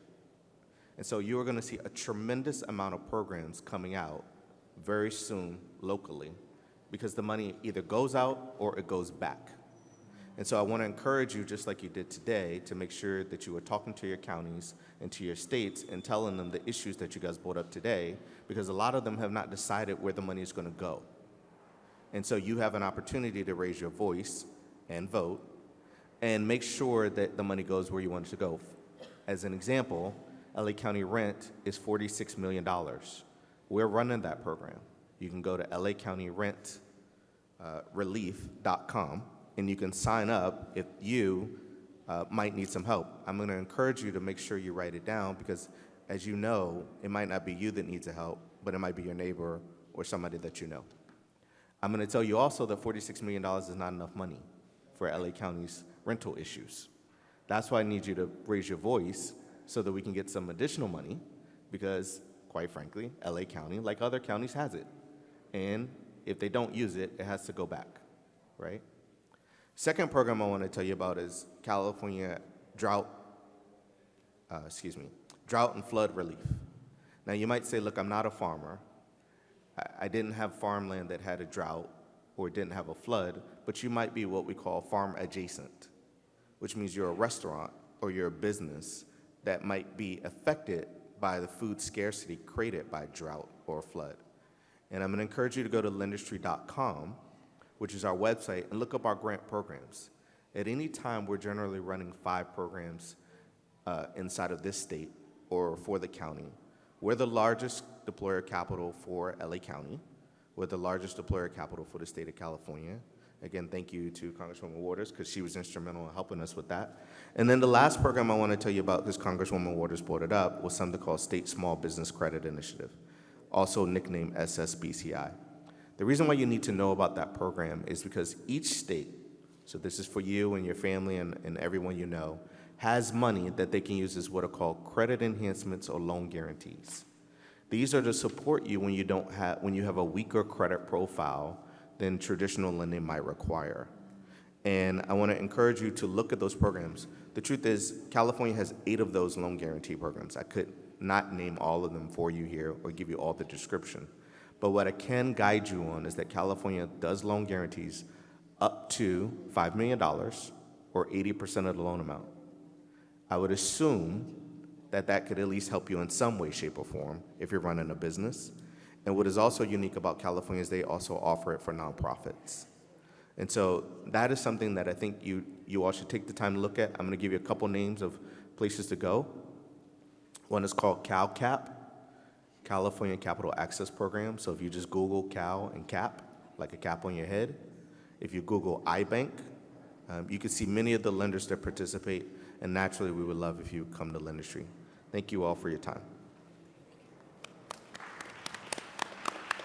Thank you very much. So what we're attempting to do here is to bring to your attention some alternative sources in addition to, what we're trying to fight with the banks to make them do. You have some resources in the community that you need to use. How many people knew about the state money? How many people knew about Lendistry? And so you see, I think we have some options here while we're fighting to get the banks to do what they're supposed to be in business to do. Let us move on. So, thank you very much, Mr. Sands. Dr. Carolyn Staton-Patton, please share your opening remarks. Thank you so much, Congressman Waters. I appreciate to be here today. I am coming from West Angeles Community Development Corporation. We were birthed out of the church, which is the West Angeles Church. We are the arms of the community. My pastor now is Pastor Charles Blake II, and my executive director is Dr. Belinda Allen. The West Angeles Community Development mission is to increase economic, social, and economic justice, demonstrate compassion, and alleviate poverty as a tangible expression through the kingdom of God, through the vehicle of community assistance. We will be celebrating 30 years in 2024. So we have been in this community for 30 years. I am the manager of financial wealth building and community housing, and I'll give you a rough what that is. Under financial wealth building, I do homebuyer education because knowledge is power. Anyone should not go out and buy a house without getting educated first. There are statistics on people that came through a homebuyer education class. We're not just a nonprofit, we are approved by HUD. So we are a certified HUD agency. That means that any class you take on the home buyer, we can issue a certificate to allow you to get down payment assistance. So a lot of the banks require it, the city, the government agencies. Also under financial wealth building, we have what we call home retention.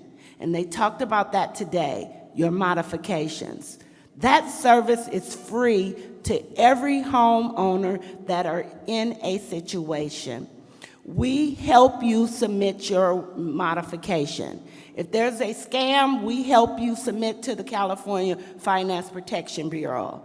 We help you, we hold your hand, we bring you through it so you'll understand all the options that are out there for you. And if there's an option that or something happened to you, we know where to go to get you some help. We also have a business entrepreneur class that helps small businesses. I'm going to give you a couple of stories. First, with our home retention.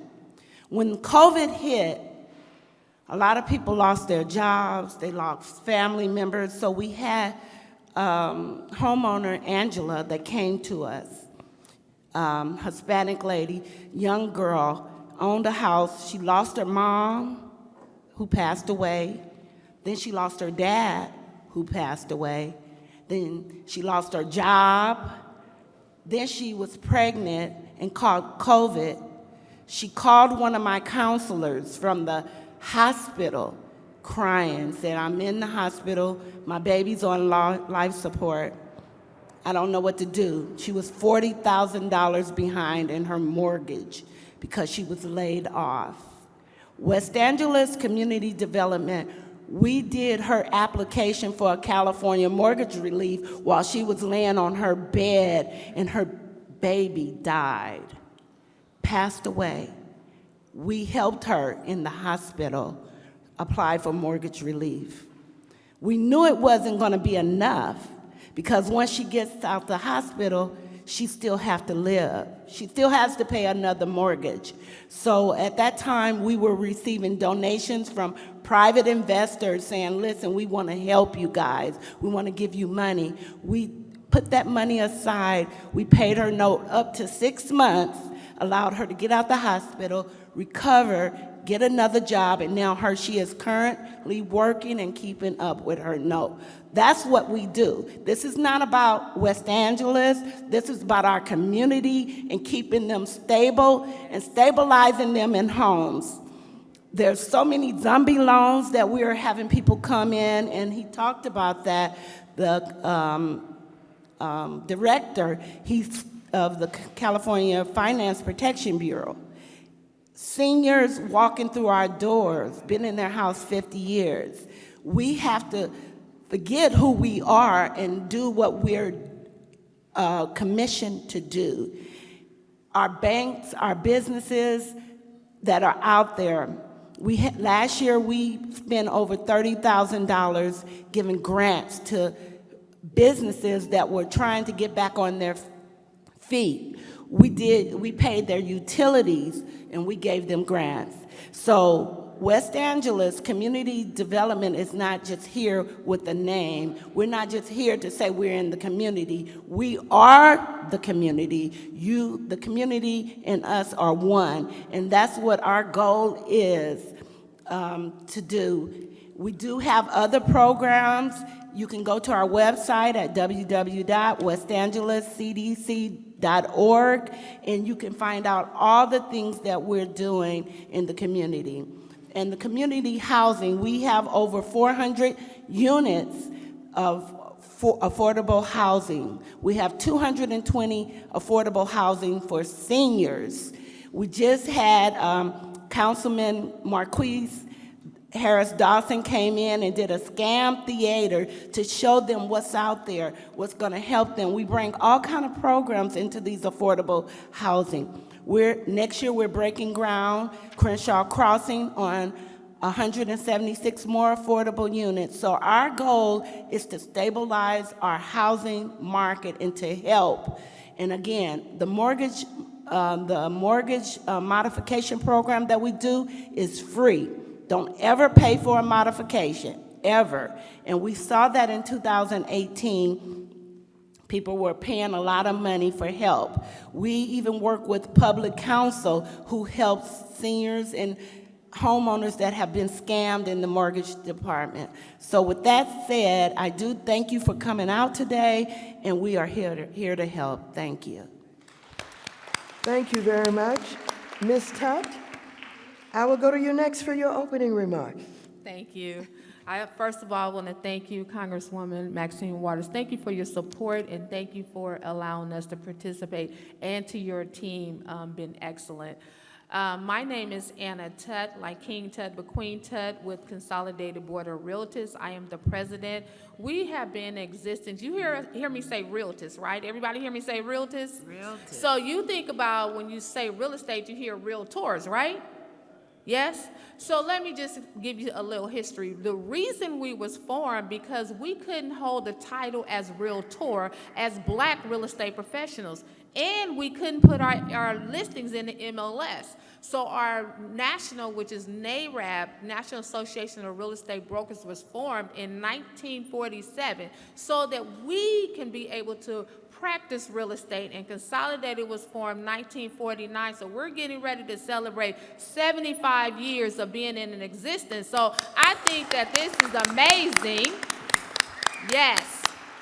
So we fight for democracy in housing. So when you heard redlining, right? You heard discrimination, you heard appraisal biases, correct? So those are things that we've been fighting for, but you haven't heard about us, huh? Isn't that sad, right? So I want you to spread the word today. You know, you talk about everything on social media, the food, but talk about Consolidated Board of Realtors on your social media today. Talk about how we've been here fighting, because that's where we're going to have change. If more people hear about who's fighting for you, then that's going to bring about change and the resources. So when we hear about the young lady in the red was talking about how there was a zombie loan, and I experienced it. And because I have a relationship with West Angeles, I was able to call Dr. Carolyn Patton and say, hey, do you have some resources? This is what we do in the community of Consolidated Board of Realtors. We educate. We have home buyer seminars. We have a big one in June with West Angeles, which is called our Home Fair. We also have our Veterans Housing Summit. We also educate our real estate professionals. Every Wednesday, we have a networking breakfast at the home of the Realtors, Consolidated Board of Realtors. You heard our Congresswoman Maxine Waters talked about it at 3725 Don Felipe Drive. We also we do giveaways. We give back to the community. We just finished a turkey giveaway where we served over 900 families, gave away 237 turkeys, and on Thanksgiving, we fed the homeless of over 500 and something families. So not only are we educating and helping to increase the home ownership, but we also giving back, because we know that there's a need, and we have to make sure that we provide the needs and making sure that we have the partnerships that we have. And now I got 2 more new partners over here that we're going to be able to take this community by storm. So something I want to say to all of you. You heard a lot of information.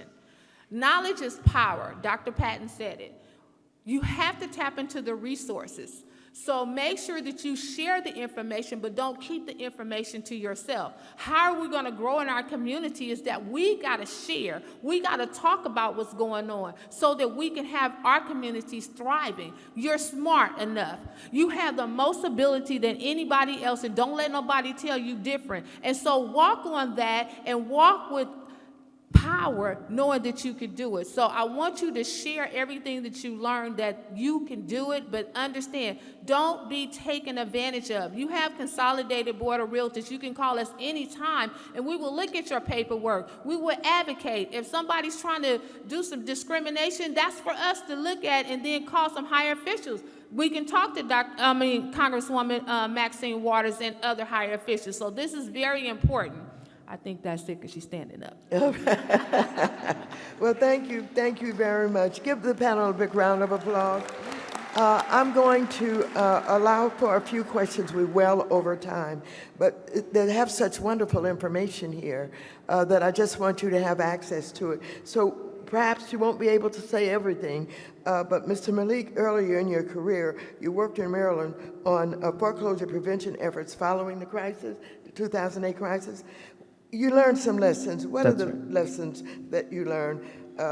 How people can take some critical steps to avoid foreclosure when they're facing a set of challenges, where they may have to miss a few payments or need a loan modification.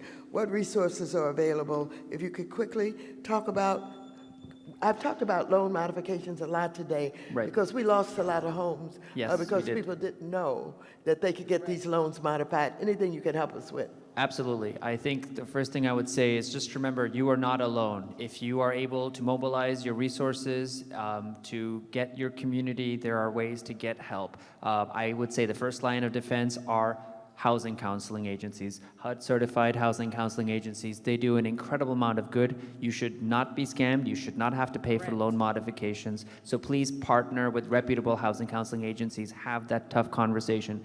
Go over your budget. You have rights. If you're a homeowner and if you're a tenant and there is a delinquency, you have rights. There is no ability for someone to just come and take your home. There has to be due notice. There has to be due process. So working with a housing counseling agency hopefully will give you some time. And also work with your legal aids in your community. If you don't qualify for legal aid, if you're above a certain income threshold, there are sometimes low bono opportunities as well. So as long as you're able to give yourself some time, that hopefully will give you some opportunities beyond a foreclosure, perhaps a loan modification if needed, if you have to give up your home, your short sale, or deed in lieu of foreclosure, or you may be able to get an informal or formal forbearance. Secondly, from the government perspective, you can, if you're seeing that you're not getting a lawful type of servicing, you can file a complaint. Go to the CFPB, absolutely. For California-specific items, you can submit a complaint with us at DFPI because we also license mortgage originators and servicers, and that's dfpi.ca.gov/submit-a-complaint. So please reach out to us. We can work with our partner agencies like CalHFA and the Department of Fair Employment and Housing and the Business Consumer Services and Housing Agency as well as appropriate. So please, it's important to rip the Band-Aid off and deal with the challenge immediately, working with housing counseling agencies and others so that we can find opportunities to save the home if possible. Thank you very much. I'm going to move on to Dr. Staton Patton. During the American Rescue Plan, I helped to create money to support counseling services through HUD. I'm going to be meeting with the HUD director, Ms. Marsha Fudge, and my committee, certain committee members that I will be taking over to HUD. Do you have any information you'd like to share with us to strengthen the ability of housing counselors to do their work? I know that you received some money under the American Rescue Housing Plan. Do you have anything that you'd like for me to take over to HUD when I meet with Marsha next week? Yes. Thank you, Congressman Waters. Back in the 2008, a lot of things were it was created to help the consumer.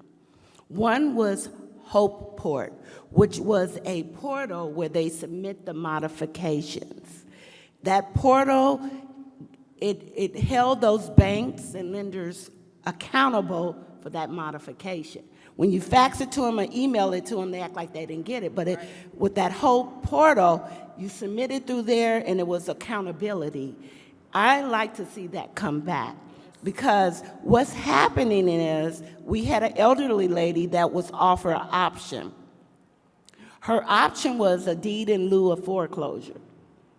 She had over $500,000 of equity in her home. Why was she, and I called the lender and I said, why would you want her to deed her equity over to you? They hung up on me. Okay, something happened and the call dropped. Okay, we're gonna call it that. But to hold these banks accountable for paperwork that's submitted to them, because also in 2008, they created what they call a dual tracking, meaning that if you submit a modification packet, if you're behind, they cannot foreclose on you. Everything halts at that time when that paperwork is submitted. Once that lender has a modification, everything is supposed to stop and they're supposed to give you an option, and those options or whatever, if they deny it, whatever, but the foreclosure procedure is supposed to be on hold while they review that modification. Did you have problems with the servicers who oftentimes really didn't help very much? They had a cookie cutter answer for you. Yes. And, you had to fight to get that modification. I'm trying to come up with legislation about servicers and who they can and cannot be, and how we can make sure that we get qualified servicers in order to do loan modifications. Yes, we have a lot of, I guess they're servicers, I call them crooks. Some of them are crooks. Now, we have some good servicers. I don't want to make it look like all of them are bad. But you have a lot of investors that have got into the servicing business, and they only have one option. So yes, the servicers and that are coming forward now are different than they were in 2008. They don't have any options, and they're fast tracking their foreclosure. I mean, a lot of times when people come to our door, they've already filed it, and they had no previous contact with them. And my understanding is, especially with the zombie loans, that's what's happening. People are coming in the office with a foreclosure or trustee sale or default, and they didn't know where it came from. So these servicers are doing this to our community, and we're getting a lot of them. So I think that we do have to hold them accountable. We need to put a resume together for them. We do. We need to know where they came from. We do. What is their purpose? Do they have a mission? So there's a lot of items that I think we need to hold accountable for the servicers, because they're coming in to make money and take families' wealth and equity, because a lot of the homes that are being foreclosed now are being foreclosed with equity. With a lot of equity, yes. Wow, thank you very much. I'm going to go now to Mr. Sands. Earlier, I discussed how CDFIs like yours have been on the front line of providing access to capital to underserved communities that traditional banks often leave behind, and that was true with the Paycheck Protection Program. We also recognize that in addition to addressing the immediate needs related to the pandemic, small businesses face persistent credit challenges. So we reauthorized it, we did it, the State Small Business Credit Initiative, or SSBCI, to provide up to $100 billion in loans, investments, and technical assistance. Are there stories you can share about how small businesses who may have turned to you after facing challenges getting that PPP or other kind of loan from traditional banks? Additional, can you give some tips to folks in the audience who might be interested in getting a small business loan? What are some of the resources they can use if they need any legal or accounting assistance? Let me just say this real quick, because we don't have a lot of time. One of the things I'd like you to do is be honest and share it with people. They can't come to you and say, I need some money, give me some money. That doesn't work. And oftentimes they come with nothing. They don't even have a one-sheet narrative trying to describe what they're trying to do. They need some basic stuff to give you something to work with. Yeah. So if you can just say a word about that, I'd appreciate it. All right, so I'll start with that. So Auntie said, don't come to me with no paperwork. So let's start there first. Correct. Look, if you're just starting out and you're not ready, and the definition of not ready in lending is you don't have the ability to show how you're going to repay, right? I have two rules. Rule number one is pay me back. Rule number two is don't forget rule number one. It's literally that simple. And if you can't clearly show that, then you got to go to places like SCORE or the Small Business Development Corporations, which you'll hear them call SBDCs. They will help you set up the things you need so that you can show how you're going to pay back, right?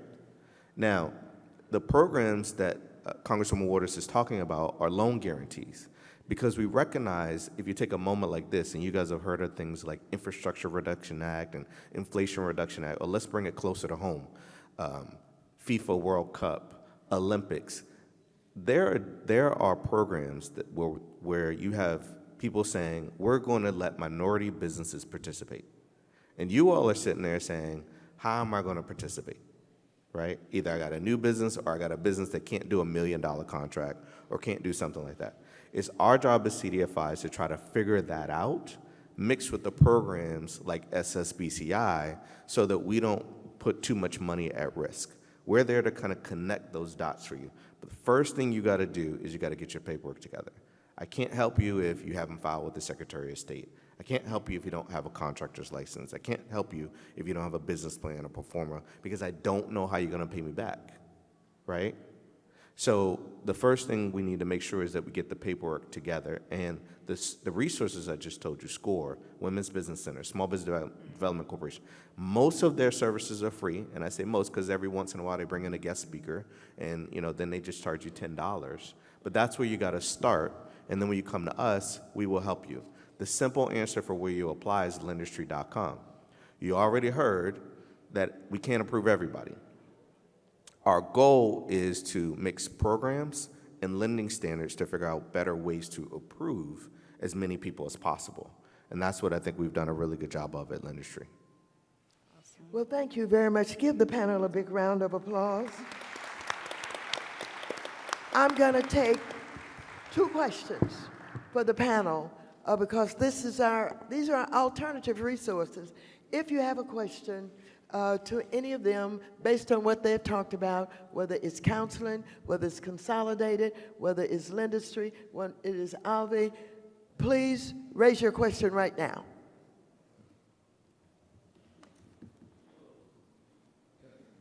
Hear me? Yes. Okay, my name is Tony. I'm the CEO of the Crenshaw Sober Living Community Group. My question is to Mr. Sands. Are there going to be any rent relief opening back up? Because I have guys in there that fell back on their rent, but the time when it came to Inglewood, it was closed off within the period opened up within 24 hours. It was closed. Yeah. And you couldn't meet the deadline. So a lot of people wasn't able to get the rent relief here. A lot of people wasn't able to get the rent relief here in Inglewood. They got for the city of Los Angeles, but not here in Inglewood. Yeah. And I was wondering, was there redlining going on with that here in Inglewood, or what's the problem with Inglewood not being able to get the rent relief? So, just real quick, what was the name of your organization? Because the mic. Crenshaw Sober Living. Crenshaw Sober Living. Yes, Crenshaw Sober Living Community Group. Yes, so, sir. So I'm going to answer your question a couple different ways. First of all, Governor Newsom has already agreed to invest $2.5 billion in social services and housing related to social services. So let's just separate. There's rent relief, and then there's other things that your organization can get. Department of Social Services, and I forget the other organization runs it, but we'll get your contact information. We'll send you that, because there are actually grants that you could be building more houses and offering free services, and it's $2.5 billion, and they just keep running it and running it and running it. And between you and I, well, there's too many media people here. I'm gonna just say I think they're gonna add some more money. Let me just put it like that. All right, that's number one. Number two, LA County rent relief, the second one is the one that I'm talking about. So I gave you that website, LA County rent relief. So the simple answer to your question is yes, that's the website I just gave you. That is round two. And then for those of you in the audience, what I gotta tell you, the disconnect is the landlords and the tenants, right? Let's just be honest about what's happening. Some of the tenants are on things like I-10s and things like that, and they're afraid that we're gonna take their information and we're gonna give it to somebody and they're gonna get in trouble. That's not happening. Let's just be clear about that. Some of the landlords don't report the income and they're afraid we're gonna give their information to the IRS and they're gonna have some issues. That's not happening.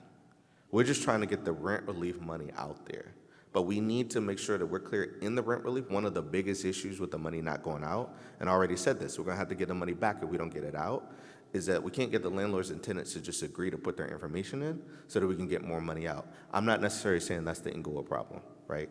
I'm gonna also tell you that it's now a black-led company running it versus a non-black-led company. So I think you'll see some changes, but I think the most important thing we gotta make sure is that everybody's willing to put their information in and not be afraid of some other things that could be happening. We're just trying to get the money out.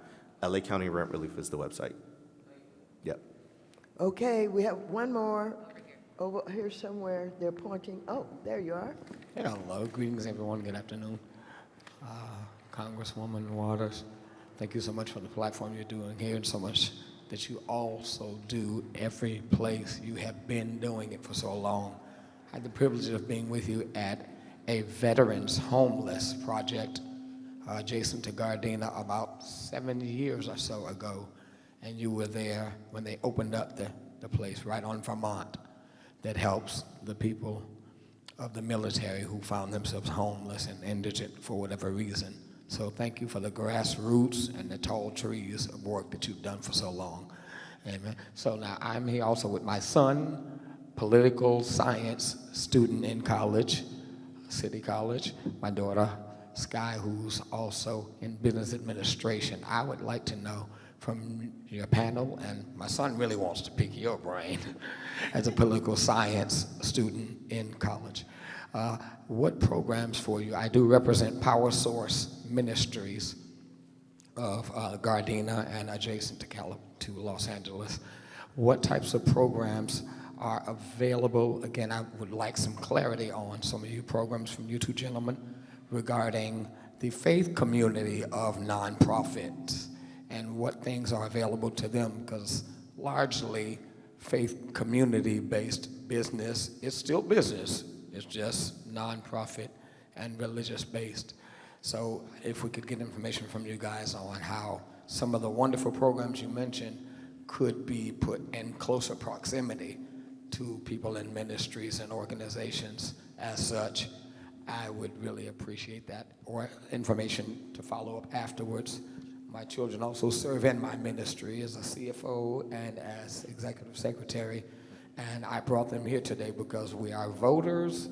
Last cycle of your voting, they had their first opportunity to ever vote in the political process, and they had never had the opportunity to meet you, and so I wanted them to see what types of things are possible to those that believe and those who are willing to do the work. Thank you very much, Mr. Malik. Help me with this. And didn't we open up PPP for the churches with 501c3s? We did that, so tell us what can be done. For the Californian organizations, I would again say if your organization is working on financial education and financial empowerment programs and you're looking to provide services to unbanked and underbanked, that is sort of our mandate. We have this fantastic program, again, Cal Money Smart, and you can find it dfpi.ca.gov/Cal Money Smart. There you're going to have upwards of $2 million being given a year with individual grants of up to $200,000 for you to provide the service to your community, again, financial related. But that is one specific program that I think has done a tremendous amount of good for communities throughout California, including here in the LA region. And then there's certainly other ones as well if you want to jump in. Yeah, CA Rise is one you want to look at. Speak up. Sorry, CA Rise is one you want to look at. REDF, REDF, Enterprise Social Organization. I forget what it stands for, but nonetheless, REDF, REDF is one you want to look at. So, and this is the way I would also tell you guys, any grant program, you guys need to look up, even if it's expired, because when they add more money, generally it's the exact same guidelines and exact same documentation. They just update the years of tax returns you need or different things like that. But CA Rise is coming, I believe it's in 60 days, but REDF, REDF has the information out already because they're one of the technical assistance partners. All right. I would also like to add some service that we provide for Consolidated Board of Realtors. We also go into churches and teach the financial literacy piece as well, educating your congregation so we can also come and educate. So teaching about the home ownership process, but not just saying, okay, buy a house, but show them budgeting, mindset, talk about different loan products. So teaching them the whole financial literacy. So those are other things that we provide. Okay, and I mentioned foundation money, which we don't seem to get any of. And it seems to me that a lot of that foundation money could go for literacy programs so that you don't have to take it out of your budget necessarily to do that. You could help others, but when I asked about foundation money today, nobody had received any. So couple that in your thinking, particularly when you're dealing with these banks. Ask them, have they provided any foundation money for any of our organizations, and many of them are religious institutions of 501c3s, okay? Give a big round of applause to this panel. Thank you very much. I want to close by taking a moment to once again thank our panelists for being here today. We all know that financial access is critical to staying afloat and building wealth, and so I'm pleased that we're able to hear more about how we can be sure that everyone, no matter what your last name is, what you look like, or where you live, has access to critical banking services. With that, I'd also want to thank our community members for being here today. If you haven't already, I encourage you to pick up the handouts available that are out in the lobby. We also have customer service representatives from the banks that are still in the classrooms nearby. If you want to briefly visit with them before you leave, you have something specific you want to talk to them about, ask them questions about, or tell them about something that's happening to you and your banking services. Last but not least, as your representative and the top Democrat on the Financial Services Committee in Congress, I want you to know that I'm always fighting on your behalf to ensure that we're being treated fairly in the financial system. While we've made a lot of progress, it's not lost on me that there's still much work to do. So please do not hesitate to call my office with questions or to raise an issue you would like for Congress to address. Ladies and gentlemen, let me just tell you this. I really do thank you for being here today. Many of us work so hard, and sometimes there are other communities, of people who don't even look like us, who take advantage of all of the work that we do. We work hard to get resources to our community, but our community do not respond and get them. And so I want to tell you several things. I know that a lot of what is going on now is digital, and you have to be computer literate, etc. But many of you belong to churches. In the church, you got lawyers, you got doctors, you got educators. Get some second opinions on some of the stuff that you're trying to do. Also, tell them about these resources that you're learning about. We've got to get better at getting the money that we work for. Some of us, we take a lot of beating, and people don't even know what we're doing and we're fighting for. But we take that beating because we know that we have been excluded historically. And one of the reasons I'm there is to help make sure that we develop some justice and some equity in the systems. And financial services, a lot of people say, I don't understand them. Yeah, you do. Ask about them. Ask us about them. Learn about them. Follow up on information. I am so pleased that you participated today. Tell others about it. We don't have to be victims forever because we're being mistreated. You got to learn how to fight. That's what I do well. Thank you very much.